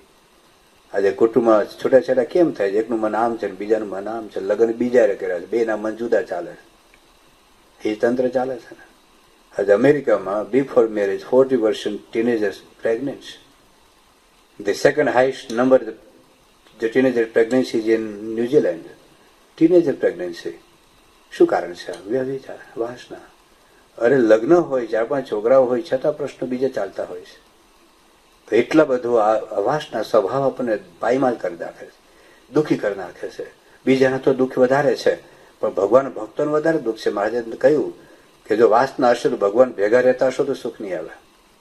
જેતપુરનું 3જું વચન ઘેર જેને વાંચી લેજો. અને અંત્યનું 8મું વચનામૃત. મહારાજે સદાય સુખ્યા રહેવાની વાત એમાં કરી છે. એમાં આ કર્યું છે કે જો સધર્મ અને વૈરાગ્ય કરીને જો નિયમ નહીં જીતા હોય, ઇન્દ્રિયોને નહીં જીતી હોય, તો ભગવાન ભેગો રહેશે તો સુખ નહીં આવે. તો મૂળ વાત વાસના આપણે દુઃખી કરે છે. અરે કઢીની વાસનાને લીધે જન્મ ટીપની સજા થઈ, દર્શન આપ્યું હતું ને આપણે. કઢી ખાવાનું કોણ ના પડે, પણ વાસના, આ ક્રોધ, લોભ, ઈર્ષા, આજે બાપ દીકરાના, પતિ પતિના, સાસુઓના, ભાઈ ભાઈના ઝઘડાનું કારણ શું છે? સ્વભાવ, દોષ, વાસના. તો એ નહીં ટળે ત્યાં સુધી તમે સોનાનો બંગલો બનાવો કે સોનાનું બાથરૂમ બનાવો. મેં વાત કરી હતી, અમારે હોંગકોંગની વાત કરી હતી, અહીંયા કરી દઉં. હું બહુ ભાગ્યશાળી છું. બોલો, મેં સંડાસ જોયું આ બ્રહ્માંડમાં. મારા તો એટલે ભાગ્યશાળી માનો એ ભૂલ. રાણા, તમે જોયું છે? મેં સંડાસ જોયું. ગિનીઝ રેકોર્ડ બુક 2002ની સાલમાં પ્રમુખ નામ જેમ આવ્યું છે ને, વિશ્વની 20 પ્રભાવશાળી વ્યક્તિમાં એક પ્રમુખ છે મહારાજ. 2.5 લીટી લખી છે. હવે એની અંદર એક સંડાસનો ફોટો છે, આખું પેજ. બોલો, બાપા માટે 2.5 લીટી લખી અને પેજ આખો સંડાસનો ફોટો. જયારે મેં સારંગપુરમાં જોયું ત્યારથી જિંદગીમાં એક સંકલ્પ હતો કે એકવાર સંડાસ જોવું એમ.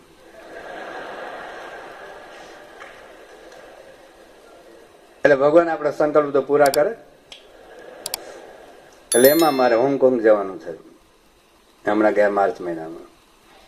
એટલે ત્યાં મેં પહેલા દિવસે કથા વાત કરી કે તમારે ત્યાં આવું સોનાનું સંડાસ છે, 18 કરોડ રૂપિયાનું સંડાસ. 18 કરોડ રૂપિયાનું. હવે અંદર ગયા પછી કેવી સુગંધ આવતી હશે. એટલે મેં વાત કરી, 18 કરોડનું સંડાસ છે આ તમારા દેશમાં. એને પૂછ્યું કેટલું સુખ છે, મેં વાત કરેલી. તો બીજે દિવસે પધરામણી ગયા. તમારી સાથે કાર્યકર હતા, મને કે સ્વામી તમારે સંડાસ જોવું છે. મેં એટલા માટે હોંગકોંગ આવ્યો છે. તો કે પેલા પધરામણી કે પેલા સંડાસ? પેલા સંડાસ. કારણ વચ્ચે એક્સિડન્ટ મરી જતમાં ફરી પછી જન્મ લેવો પડે, વાસના રહી જાય. અને પેલા સંડાસ જોઈ કાઢી પધરામણી પછી. તો અમે 2 જણા હતા, હું ને વિનય મૂર્તિ સ્વામી. તમે સંડાસ જોયું? બોલો, મારી સગી આંખે જોયું. સગી આંખે 18 કરોડ રૂપિયાનું સંડાસ છે. 18 કરોડ રૂપિયાનું બનાવવા જેવું કરું. બોલો. તો વાત એ કરતા હતા કે આવું સોનાના બાથરૂમ શું સોનાના મકાન હશે ને તો ઘરમાં 2 જણા હંપ નહીં હોય તો ઘરમાં કરફ્યુ હશે. જોજો, તોબડા ચડાવીને જ ઉભા હોય. એક હવે ટાચાઈ ન જોતા હોય. દીકરો ઘરમાં તો બાપ બહાર જતો હોય, બાપ ઘરમાં તો દીકરો બહાર જતો. દીકરો એની રૂમમાં, દીકરી એની રૂમમાં, પોતે એની રૂમમાં. કોઈ કઈ બોલે જ નહીં. ઘરમાં કોઈ છે કે કરફ્યુ છે શું ખબર જ ન પડે. આપડે અમદાવાદમાં કોમી ઉલટ હોય ને, આમ કરફ્યુ હોય, કોઈ ફરકે નહીં. એમ ઘરમાં ખબર જ ન પડે કે પૃથ્વી આ ઘરમાં કોઈ ભૂત છે કે કોઈ માણસો છે કે કઈ ખબર જ ન પડે. તો શું ઘરનો અર્થ શું યાર? તમે 2 જણા હામ હામે હસી અને જમી ના શકતા હો, એકબીજાને જોઈને તમને આનંદ ન થતો હોય, તોબડા ચડાવીને ઉભા જ હોય, એમ કેમ આવું થાય છે? સ્વભાવ. તો એ સ્વભાવ ટાળવાનો ઉપાય મહારાજે બતાવ્યો છે. સારંગપુરનું 5મું વચરામૃત, લોયાનું 16મું વચરામૃત. કે મહાત્મ્ય જ્ઞાન છે જો ભક્તિ હોય તો એ ભક્તિથી વાસના ટળે, સ્વભાવ ટળે, દોષો બળે, પાપ બળી જાય. ભાગવતમાં એવું લખ્યું કે જેમ સૂર્યથી અંધકારનો નાશ પામે છે. સૂર્ય ઉગે તો અંધકારને કેવું પડે? એટલે ભાઈ લાકડે લઈને કરવું પડે. સૂર્ય ઉગે અંધકાર જતો રહે. અને લાકડું જેમ અગ્નિ જેમ લાકડાને બાળી નાખે, એમ ભક્તિ છે ને, એ ભક્તિ આપણા પાપનો નાશ કરી નાખે. આ વાત ભાગવતમાં લખી છે. તો એકાંતિક ધર્મની અંદર આજે ભક્તિથી આ વાસના સ્વભાવ દોષો બળે. ત્યાર પછીનો ચોથો ઉપાય છે કે ભક્તિથી મન જીતાય. મનના જ પ્રશ્નો છે ને. આજે ડોક્ટરો પણ એવું કહે છે કે 85% રોગનું કારણ માણસનું મન છે. આ મનમાં જે ડિપ્રેશન, ફ્રસ્ટ્રેશન, ટેન્શન, સ્ટ્રેસ એ કેવી રીતે દૂર થાય? અત્યારે તો થોડું ઘણું બધા લોકો સ્ટ્રેસ મેનેજમેન્ટના પ્રવચનો બહુ હોય છે, હાઉ ટુ રિલીવ ટેન્શન બધું. પછી એ લોકો આપઘાત કરે. બોલો, પેલો ડેલ કાર્નેગી ને હાઉ ટુ વિન ફ્રેન્ડ્સ જેને બહુ બધો લખતો હતો, એને આપઘાત કર્યો. આખી દુનિયાને જિંદગી કેવી રીતે જીતવી, મિત્રો સાથે કેવી રીતે ફ્રેન્ડશીપ કેવું બધું શીખવાડતો હતો. એ કમિટેડ સુસાઇડ. આવું તો કેટલું ભાતનું એક ભાઈ પુસ્તક લખ્યું, ઓલું મેન ઓન ધ મૂન અને વુમેન ઓન ધી માર્ચ એવું કંઈક લખ્યું છે પુસ્તક. જેથી પતિ પત્ની ઝઘડતા હોય ને એ કેવી રીતે સંભરે. એ પુસ્તક વાંચીને ઘણા લોકોના ઝઘડા બંધ થયા અને છૂટાછેડા નિર્ણય બદલી કાઢ્યો. અને આને છૂટાછેડા લીધા. કેવું કહેવાય? જેને પોતે પુસ્તક લખ્યું એને છૂટાછેડા લીધા. એટલે આવું બધું જગતમાં ચાલવાનું છે. તો ટૂંકમાં મન ઉપર કંટ્રોલ. આજે આપણે કોઈ ગાળ દે અને મન ડિસ્ટર્બ ન થાય, એક સાધના છે ને. કોઈક આપણું અપમાન કરે અને મન ડિસ્ટર્બ ન થાય, એક સાધના છે ને. ઘણું બધું શીખીએ છે પણ મનને ડિસ્ટર્બ ન થવો, મન ઉપર કંટ્રોલ કરવો ને, એ ક્યારે જીતાય? તો એની વાત મહારાજે 2 વચરામૃતમાં કરી છે. લોહીનું 5મું વચરામૃત અને અંત્યનું 11મું વચરામૃત. કે ભક્તિથી મહાત્મ્ય જ્ઞાને સહિત ભક્તિથી મન જીતાયો. અરે આખા જગતને જીતનારા મનથી હારી ગયા. 3 લોકો ઉપર શાસન રાવણનું હતું, પણ રાવણ મનથી હારી ગયો. જો તમે માઇક ટાયસન કેટલો શૂરીર હતો, તો મનથી હારી ગયો, 2 વર્ષ જેલમાં જઈ આવ્યો. જાણો છે ને બધા? ભલ ભલા દુનિયા ઉપર શાસન કરનારા પણ મનથી મને થપ્પડ મારી જાય ને તો મન કંટ્રોલમાં આવે, ક્રોધ ઉપર આપણે કંટ્રોલ આવે, ઈર્ષા ઉપર કંટ્રોલ આવે, આપણી ઈચ્છાઓ ઉપર થોડો કંટ્રોલ કરી શકીએ, તો એ ભગવાનની ભક્તિથી આજે બાપાનું મન કેમ કંટ્રોલમાં છે? એ તો અનાદિ સિદ્ધ પુરુષ પણ આપણે સમજાવે છે. કોઈ જગતનું જોવાનો કે માણવાનો કોઈને સંકલ્પ જ નથી. બોલો, ગમે તેટલું સન્માન થાય એનું મન જતું જ નથી, ગમે તેટલું અપમાન થાય એનું મન ડિસ્ટર્બ થતું જ નથી. પ્રમુખ સાહેબ ખબર નહીં કેવી રીતે પૃથ્વી પર રહે છે. જે આકાશ અને પૃથ્વી વચ્ચે એ રહે છે, એ જ આકાશ પૃથ્વી વચ્ચે આપણે રહીએ છીએ. જે ભગવાનનું ભજન કરે છે એ ભગવાનનું ભજન આપણે કરીએ છીએ. પણ એનું મન કેટલું સ્ટેબલ છે, કેટલું સ્થિર છે? કારણ કે ભગવાનની અખંડ ભક્તિમાં જોડાયેલા છે. તો ભગવાનની ભક્તિથી મન વશ થાય છે. ભગવાનની ભક્તિથી અનંત કલ્યાણકારી ગુણો પણ આપણામાં આવે છે. એવી વાત મહાદેવ સારંગપુરના 5મા વચનામૃતમાં વાત કરી છે. અને ભગવાનની ભક્તિથી જીવ બળને પણ પામે છે. કારણ જીવ બળવાન થવો જોઈએ. શરીર ગમે એટલું બળવાનું હોય તો શું થઈ ગયું? પણ જીવ બળવાન થાય તો આંખને કંટ્રોલમાં રાખી શકે. આંખને કંટ્રોલમાં રાખવાની છે, જીભને કંટ્રોલમાં રાખવાની છે. શરીરનો માર્ગ છે ઈશ્વરાનો, નહીં કાયરનું કામ જો ને. પિક્ચર જોવું એ કોઈ શરીરનું કામ નથી. ગમે એટલું સારું પિક્ચર આંખ ન જવા દેવી એ શરીરનું કામ છે. તમને ભાવે અને નિયમ બહાર ખાઈ લો એ શરીરનું કામ નથી. પણ નિયમની બહાર ખાવાનો સંકલ્પ ન થાય એ શરીરનું કામ છે. અભાવગની વાતો કરવી કોઈ શરીરનું કામ નથી. અભાવગની વાતો પર કંટ્રોલ આવી જાય એ શરીરનું કામ છે. કોઈકની ટીકા નિંદા સાંભળવી એ કોઈ શરીરતાનું કામ નથી. પણ ટીકા કરવા આવે, કોઈ અભાવગુણ વાતો કરવા આવે તો બંધ કરી દે, મારે નથી સાંભળવું. આ એક શબ્દ બોલવો ને એ શૂરવીરનું કામ છે. પોતાના દીકરા દીકરીના લગ્નમાં કોકને નચાવવા એ શૂરવીરનું કામ નથી. ભલે સમાજના લોકો જે બોલવું બોલે, મારા દીકરામાં કોઈ ગરબા નહીં, મારી દીકરીના લગ્નમાં કોઈ ગરબા નહીં, એવું બોલવું ને એ શૂરવીરનું કામ છે. 50 લાખની કે 10 લાખની કે 5 લાખની લાંચ લેવી એ કોઈ શૂરવીરનું કામ નથી. એ 5 લાખ ઠોકરે ફગાવી દેવા એ શૂરવીરનું કામ છે. અને ક્યારે થાય? એ જીવને બળને પામે તો. અને છે વારી ભક્તો આપણે હાવ સામાન્ય હોય, મહિને 3000 2000 નો કમાતો હોય, પણ 6-6 લાખ રૂપિયા સામેથી મેળવીને આપી દીધા પાછા. એ આપી દેવાના. ઝૂંપડામાં રહેતો હોય ને 50-50 હજાર રૂપિયા કે પાકીટ મળ્યું હોય, ઝૂંપડામાં ઘાસના ઝૂંપડામાં રહેતો હોય, એ આપી દેવા ને એ શૂરવીરનું કામ છે. એ ક્યારે થાય? એ જીવ બળને પામે તો. દેહ તો બળવાનો હોય, પણ જીવ જો બળને પામે ને તો આ બધું થાય એવું છે. અને છે આપડા ઘણા બધા અહીંયા યુવકો છે. એક અમારો પેલો દિનેશ છે અહીંયા કે બેઠો હશે, એના ભાઈ સાધુ છે ને હવે અમેરિકા જાય છે. 1:45 પણ એ 12 વર્ષથી એને ટીવી જોયું નથી. વિદ્યાનગર જ રહે છે, 12 વર્ષથી ટીવી જોયું નથી. અહીં છે એમ ઉભો નથી કરતો, પણ એ છે. હવે એનું ત્યાં વિદ્યાનગર ભણતો હતો ને, કેટલી છોકરી ઓફર આપી હતી, આમ સ્પષ્ટ ઓફર, જે મારે ન બોલાવી ઓફર. પણ નહીં કે હું પ્રમુખ સ્વામીનો છું. હવે સામે જ ઓફર મળ્યા, જુવાન અવસ્થામાં રહે ને. પણ આ જીવના એ બળ ક્યાંથી આવ્યું? એનામાં બળ આવ્યું ક્યાંથી? આ ભક્તિ. ભક્તિ ભલે પૂર્ણ ભક્તિ નહીં, પણ થોડી ઘણી ભક્તિ કરતો થયો ને તો આજે એ આંખને પાછી વાળવી, મનને પાછું વાળવું એ ભક્તિ છે. અને એ બળ છે. તો એ બળને એ કઈ કસરત કરવાથી બળ ન આવે કઈ. કારણ કે અમારો દીકરો ઈંડા ન ખાય તો મજબૂત ન થાય. હવે આપણા દેશમાં બળ ખાય છે ઈંડા?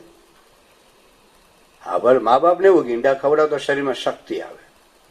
આ બધા આપણે ભાતમાં મા બાપ ખવડાવતા બોલો કે તો તાકાત આવે. અરે તાકાત એ નથી તાકાત લાવવાની, તાકાત આત્માની લાવવાની છે. તો ગમે તેવા પ્રલોભનમાં આપણો દીકરો દીકરી પાછો નહીં પડે. તો એ ક્યારે થાય? ભક્તિ. ભલે 5 માળા ફેરવે, એ 5 માળા ફેરવામાં તમારા દીકરામાં તાકાત આવી જશે. તમારી દીકરી ભલે 5 માળા ફેરવે, એ ભક્તિ છે ને 5 માળા ફેરવતા ફેરવતા એવી તાકાત આવશે ને કે કોઈ એના સામે નજર નહીં મારી શકે. એ કરવાનું છે. તમારા દીકરાને સિંહ બનાવજો, કોઈ ઘેટી ઉપાડી ન જાય. અને તમારી દીકરીને સિંહણ બનાવજો, કોઈ ઘેટો ઉપાડી ન જાય. એ કરવાનું છે ને. અને સિંહણ કેવી રીતે બનાવશો? એને સિંહનું દૂધ પાવાનું છે? હા, એને ભક્તિમાં જોડો, મંદિરમાં જોડો. તમારા ઘરમાં મંદિર બનાવો, એ ભક્તિ એ કરે, આરતી એવું ઉતારે, થાળ એ ધરાવે, દંડવત એ કરે. પણ ક્યારે કરે? તમે કરતા હો તો ને. આપણા ઘરમાં મંદિરમાં દંડવત કરીએ છીએ, આપણે થાળ ધરાવીએ છીએ, આપણે પૂજા કરીએ છીએ, માળા કરીએ છીએ, મંદિરમાં આવીએ છીએ, દંડવત કરીએ છીએ. કરશો તો તમારા દીકરો કરશે. અને એ ભક્તિમાં એવી તાકાત આવશે ને કે દુનિયાની કોઈ તાકાત તમારા દીકરા દીકરીને વિચલિત નહીં કરી શકે. આ ભક્તિની તાકાત છે. મહારાજ આ વાત લખી છે મધ્યના 63માં વચનામૃતમાં. પછીની વાત આવે છે કે ભક્તિથી કાળ કર્મ અને માયા તમારું ભૂંડું નહીં કરી શકે.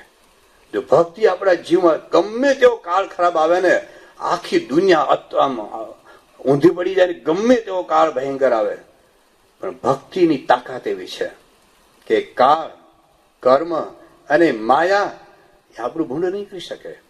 પ્રથમનું 37નું વચન વાંચજો.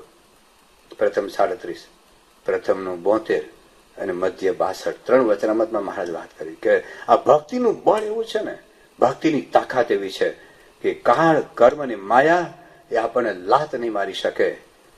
તો એ ભક્તિથી આ આપણને બળ મળે છે. અને છેલ્લી વાત છે કે ભક્તિથી મોક્ષ થાય. ભવસાગરમાં ભક્તિ હરીને ઉગરવાનો યારો જે. આ ભવસાગર તરવામાં ભક્તિ એક વહાણ છે. તો આ ભક્તિથી લાભ છે. પણ જો જીવનમાં ભક્તિ ન હોય તો મહારાજે ખોટ પણ બતાવી છે. પ્રથમના 37માં વચનામૃતમાં મહારાજે કહ્યું કે નારદજી જેવો ગુણવાન હોય, નારદજી જેવો ગુણવાન હોય, પણ જો એના હૃદયમાં ભગવાનની ભક્તિ ન હોય ને તો મહારાજ કે મને ન ગમે. લો, એનો અર્થ શું થયો કે બીજું ઘણું બધું આપણે કરતા હોય પણ ભક્તિ ન હોય, પૂજા ન હોય, માળા ન હોય, ઘર સભા ન હોય, અઠવાડિયે, એ બધી ભક્તિના કાર્યો છે ને બધા, એ આપણે જીવનમાં ન હોય. બીજા ગમે એટલા લાંબા ટૂંકા ઊંચા પોળા થતા હોઈએ પણ ભક્તિ જ ન હોય. લોકો વાહ વાહ કરે તો લોકોનું કામ કરો ને, થોડુંક સમાજમાં કરો. હા, આપણે સમાજમાં રહીએ છીએ, કોઈકને મદદરૂપ થવું જોઈએ, એની કોઈ ના નથી. પણ જો ભક્તિ નહીં હોય તો ભગવાન કે મને નહીં ગમે. તો ભગવાને ગમતા થવું છે કે લોકોને ગમતા થવું છે? લોકોને તમને ગમતા થાવ, તમને શું કરવાના? ચાલો, તમે લોકોને ગમે એવું કોઈ પણ કાર્ય તમારા ઘરમાં, કુટુંબમાં, સંસારમાં, વ્યવહારમાં કરો. લોકો તો તમે ખાડે જશો ને, ખાડામાં પડશો તો લોકો રાજી થવાના, બધે તો રાજી થવાના. લોકો તમે જો ભક્તિ કરશો, લોકો હો જણા પૂછે એટલે તું તિલક ચાલો કરો, એટલે તું સ્વામિનારાયણ થઈ ગયો, હો જણા પૂછે. પણ તમે પાર્ટીમાં દારૂ પીશો ને કોઈ નહીં પૂછે એટલે તું કેમ દારૂ પીતો થઈ ગયો, કોઈ નહીં પૂછે. જોજો, તમે પાર્ટીમાં માંસ ખાશો ને કોઈ નહીં પૂછે. તમારા દીકરા દીકરાના લગ્નમાં તમે ગરબા કરશો ને તમને કોઈ નહીં પૂછે, સિવાય કે સ્વામિનારાયણ સાધુ પ્રમુખ છે ને સાધુ તમને કહેશે ને ઠપકારશે ખરા. બાકી તમારે વેવાય, તમારા મામા મામી, કાકા કાકી, દાદા દાદી, ફુવા ફૈબા, માસા માસી કોઈ તમને નહીં ગયેલા નવરાત્રી ગરબામાં, અથવા તો આપણા દીકરા દીકરાના લગ્નમાં. આ ગરબાની શું જરૂર છે ભાઈઓ? આ બધા જે છે ને બધા વડીલો, આ બધા વડીલો ઇન્ટરવ્યુ લો કે તમારા લગ્નમાં તમને કોઈ નચાવ્યા હતા? ચક કાકા, હે? આખી જિંદગી ભેગા રહ્યા, બોલો, તમે નાચ્યા હતા? કોઈ નચાવ્યા હતા? બધા વડીલોને પૂછો છે, કોઈ વિડીયો નહોતી પાડી. આ વડીલો છે મહાપુરુષોએ, એના લગ્નમાં વિડીયો નહોતી પાડી. અત્યારે લગ્નમાં વિડીયો પાડીને અઠવાડિયામાં નોખા થાય તો પ્રશ્ન થાય બે માંથી વિડીયો રાખે કોણ? ભાત ભાતના નખરા કરે છે બધા. વિડીયો આમાં પાર પેડા કે અઠવાડિયામાં નોખા થાય, પાછા થેન્ક યુ નો કેમ છૂટા થઈ જાય. લો, અરે ભાત ભાત નું હોય છે બધું. પણ કહેવાનું તાત્પર્ય એટલું છે કે લોકોને રાજી કરીને કરશો હું તમે? જો ભગવાન રાજી ન થયા તો, ભગવાનનું ગમતું ના કર્યું તો લોકો આખા બ્રહ્માંડનું ગમતું કરશો ને, કશો લાભ થવાનો નથી. એક ભગવાનનું ગમતું કરો ને, સ્વામીનું ગમતું કરો, દુનિયા રાજી થાય કે ન થાય? ગોપીઓ ક્યાં જગતને રાજી કર્યા? અરે મીરાબાઈ ક્યાં એના ધણીને સાસુ એના રાજી કર્યા? નરસિંહ મહેતા ક્યાં એના ભાઈ ભાભીને રાજી કર્યા? એને ભગવાનને રાજી કર્યા. ભાઈઓ, ભગવાનને રાજી કર્યા. એના નામ એટલે બોલાય છે. ભગવાનને રાજી કરશો ને તો બધું થઈ જશે. તો મહારાજે કહ્યું કે જો નારાજી જેવા ગુણવાન હશો, તમારામાં બીજા બધા જ ગુણો હશે, પણ જો ભગવાનની ભક્તિ નહીં હોય તો મહારાજ કે મને નહીં ગમે. એવા છે. તો ભક્તિ વગર મહારાજે કહ્યું કે જો જીવનમાં ભક્તિ નહીં હોય તો મીઠા વગરના ભોજન જેવું છે. ભક્તિ નહીં હોય તો આત્માનું કલ્યાણ નહીં થાય. આ બધી વાત વચનામૃતમાં લખી છે. પણ તુલસીદાસ એક સુંદર વાત કરે છે, સાંભળજો, કાન ખોલીને સાંભળજો. 1:75 વાળા તો કે અરવા ખરવા અરુ ધન મિલે, અરવા ખરવા અરુ ધન મિલે, ઉદય અસ્તમે રાજ, તુલસી હરિ કી ભક્ત બિન શબ્દ નરક કો સાજ. અર્વ ખરવર મને બોલતા નથી આવડતું, મને અહીં સુધી બોલતા આવડે. સાંભળજો, એકમ, દશક, 100,000, 10,000, લાખ, 10 લાખ, કરોડ, 10 કરોડ, અબજ, 10 અબજ, 100 અબજ. પછી હું બોલતા આવડતું નથી. પછી અર્વન ખરો બહુ બધું આવે છે. તો અરવા ખરવા અરુ ધન મિલે, એટલા બધા પૈસા મળે. અરવા ખરવા અરુ ધન મિલે. અરવા એટલે જેમ એક અબજ એક સંખ્યા છે, કરોડ એક સંખ્યા છે, તમારે બિલિયન કે ટ્રિલિયન એક સંખ્યા છે, એના કરતા વધારે અરવા ખરવા છે. એકડા પર કેટલા મિલ્યા છે મને બહુ યાદ નથી, પણ અરવા ખરવા અરુ ધન મિલે. ઉદય અસ્તમે રાજ, જ્યારથી સૂર્ય ઉગે છે ત્યાંથી સૂર્ય આથમે છે ત્યાં સુધી. સૂર્ય ઉગતો નથી, આથમતો નથી, પૃથ્વી પર છે, એટલે આખી પૃથ્વી પર એનું રાજ્ય હોય.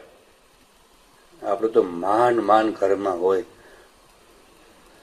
પણ ઉદય અસ્તમે રાજ, તુલસી હરિ કી ભક્તિ બિન સબ નરક કો સાર. જો ભગવાનની ભક્તિ ન કરી તો ઢોલ વગાડતા નરકમાં જશો, બેન વાજા સહિત વીડિયો પાડતા પાડતા. બીજી વાત કરી કે ઉત્તમ વર્ણ કૌન જાત કી જીન રોમ રોમ વિકાર. ઘણા હોય છે ને 5 ગામના, 6 ગામના, 27 ગામના, અમે બ્રાહ્મણ, અમે પટેલિયન, અમે લુવાણા, અમે વાણિયાન. અરે ઉત્તમ વર્ણ કૌન જાત કી જીન રોમ રોમ વિકાર, તુલસી હરિ કી ભક્તિ બિન સારે વર્ણ ચમાર. 4 વર્ણ તો ભક્તિ ના હોય તો. બીજી એક વાત કરી કે સબ સુવર્ણ કા નગર બનાયા, બાથરૂમ નહીં, સંડાસ નહીં, નૈરોબી આખું. સબ સુવર્ણ કા નગર બનાયા, પારસમણીની પોળ, ગલી આખી પારસમણીની. સબ સુવર્ણ કા નગર બનાયા, પારસમણીની પોળ, તુલસી હરિ કી ભક્તિ બિન જમડા કરે ઘમરોળ. ભક્તિ શાસ્ત્રવા સંતોએ ભક્તોએ ભક્તિનો મહિમા ગાયો છે. તો ભક્તિ અગત્યની છે. તો ભક્તિ એટલે શું? ભક્તિનું તાત્પર્ય શું? ભક્તિમાં શું કરવાનું છે એની વાત પણ થોડીક સમજી લઈએ. તો ભક્તિની વાત, પ્રથમ વાત આવે છે મધ્યનું 10મું વચનામૃત. એમાં મહારાજે લક્ષ્મીજીની વાત કરી કે લક્ષ્મીજીએ દેવોમાં રૂપ જોયા પણ ગુણ નહોતા, અને દૈત્યોમાં રૂપ ને ગુણ બેય નહોતા. પછી ભગવાનને એને ઓળખીને વરમાળા પહેરાવી. આ દ્રષ્ટાંત આપીને મહારાજ એવું સમજાવે છે કે ભગવાનને ઓળખીને એમનો આશરો કરવો, એની શરણાગતિ કરવી એ ભક્તિ છે. તો ભક્તિની શરૂઆત ભગવાનને ઓળખવાથી થાય છે. વર્તાનું 19મું વચનામૃત કે ભગવાન જયારે મનુષ્ય દેહ જયારે પૃથ્વી ઉપર આપણને ભગવાન આપે છે ત્યારે ભગવાનને ભગવાનના સંત જરૂર વિચરતા હોય, એની ઓળખાણ થાય ને ત્યારે ભક્ત બને છે ભાઈઓ. ખાલી માળાથી નહીં, ખાલી પૂજાથી નહીં, ખાલી મંદિરમાં આટા મારવાથી નહીં, ખાલી દંડવત કરવાથી નહીં, ખાલી તીર્થયાત્રા કરવાથી નહીં. પ્રગટ ભગવાન કે પ્રગટ સંતને ઓળખો ત્યારે ભક્તપણાની ભક્તિની શરૂઆત થાય છે. મહારાજે પ્રથમના 27મા વચનામૃતમાં એક વાત લખી છે કે ભગવાનને ભજવાની તો સર્વેની ઈચ્છા છે. કેટલા લોકો ભક્તિ કરે છે, કેટલા. ચાતુર્માસમાં ભક્તિ બહુ ખીલે, ખબર, બહુ ખીલે. અને એમાં જન્માષ્ટમી આવશે ને ભક્તિ બહુ ખીલે અમારા દેશમાં. અને એમાં નવરાત્રી આવે ને ત્યારે ભક્તિ ઓવરફ્લો થાય. બધા આખા વિશ્વની અંદર, મારો ગુજરાતી ગમે તે જગ્યાએ જાય ને નવરાત્રીમાં ભક્તિ ઓવરફ્લો થાય. અમારા આ વખતે કાઠિયાવાડ બધા ડેમ છલકાઈ ગયા. અને એમ જયારે નવરાત્રી આવશે ને વડીલોમાં ભક્તિ એવી ખીલશે, એવી ખીલશે કે ધોળાવાળા કાળા કરીને દર્શે કે આપણે ઘર આંગણે ગંગા આવી છે નાહી લઈએ.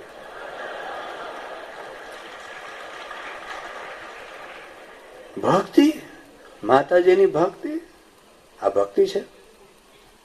હું આવું બોલ્યું તો લોકો કે સામે વાળા માતાજીનું ટીકા કરવી. માતાજીની ટીકા અમે નથી કરતા.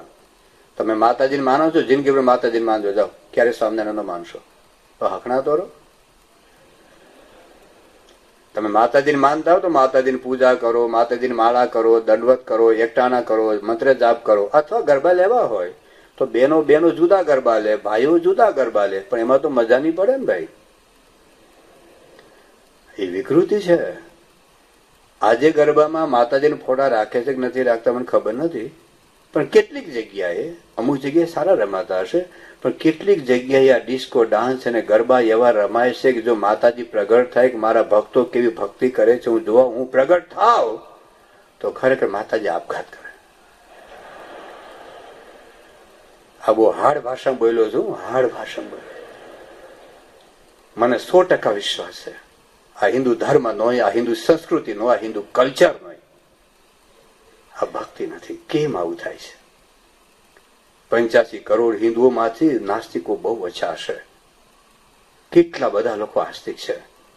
35 લાખ મંદિરો, 35 લાખ ને 70,000 મંદિરો છે. કરોડો લોકો મંદિરમાં દર્શન કરવા જાય છે. પણ બીડી તો પીએ જ છે, તમાકુ તો ખાય છે, ગુટકા તો ખાય છે, અરે માંસ ખાય છે. અમે આ બધે ન્યુઝીલેન્ડ અને ફીજી ગયા, 90% આપણે હિન્દુઓ માંસ ખાય છે. 90% હિન્દુ માંસ ખાય છે. અમેરિકા એક ભાઈ ત્યાં સંતો પધારે, એમણે ગયા તો ઉપર સુંદર મંદિર, નીચે બાર. તો કે આવું કેમ? કે તમારે જેવા આવો તો ઉપર ને અમારે જેવા આવો તો નીચે. કે તમે, અમે તો બે જગ્યાએ. સારું લો. આ તો કોઈ ગ્રહસ્થને ઘેરે જોયું હતું, પણ ઓકલેન્ડમાં તો હિન્દુ સનાતન મંદિરમાં અમે જોયું. અદભુત રાધા કૃષ્ણ મૂર્તિ અને લક્ષ્મીનારાયણની મૂર્તિ, શંકર પાર્વતીની મૂર્તિ, હનુમાન ગણપતિની મૂર્તિ. એ મંદિરના હોલમાં દારૂનો બાર છે. એમાં દારૂ અપાય છે, મીટ અપાય છે. મંદિરના બધા ટ્રસ્ટો મીટ ખાય છે, દારૂ પીએ. ભક્તિ સરસ સૌ કહે, પણ ભક્તિ ભક્તિમાં ભેદ. ભક્તિ તો બહુ કરે, કરવી જોઈએ એવું બોલે છે.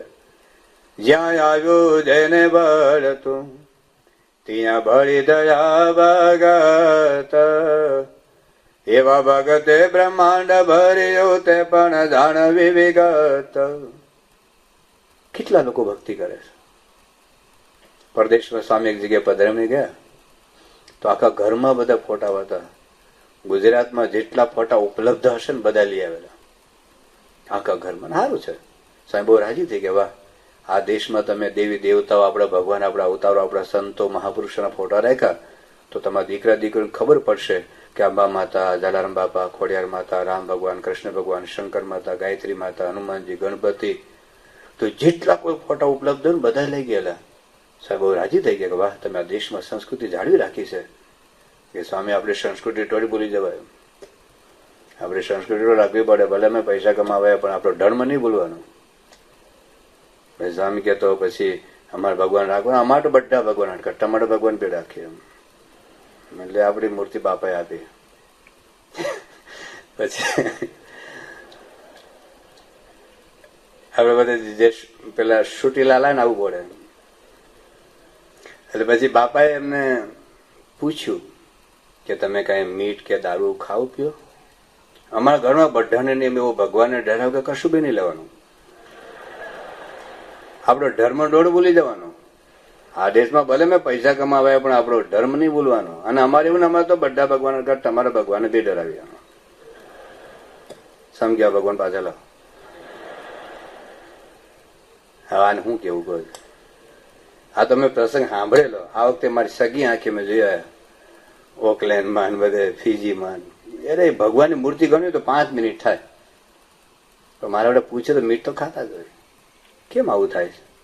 35,70,000 મંદિરો છે. મંદિરમાં નથી જતા? જાઓ સોમનાથમાં, કેટલા મંદિરો જાય? સોમનાથ જુઓ, દ્વારકા જુઓ, જગન્નાથપુરી જુઓ, રામેશ્વર જુઓ, કેદારનાથ જુઓ, બદ્રીનાથ જુઓ, અમરનાથ જુઓ, તિરુપતિ, બાલી, કરોડો માણસો તીર્થોમાં જાય છે. બીડી ભેગે લઈને જશે, જોજો. તો જ્યાં આવ્યો જેને બળતું, ત્યાં બળી દયા ભગત. એવા ભગતે બ્રહ્માંડ ભર્યો, તે પણ જાણવી વિગત.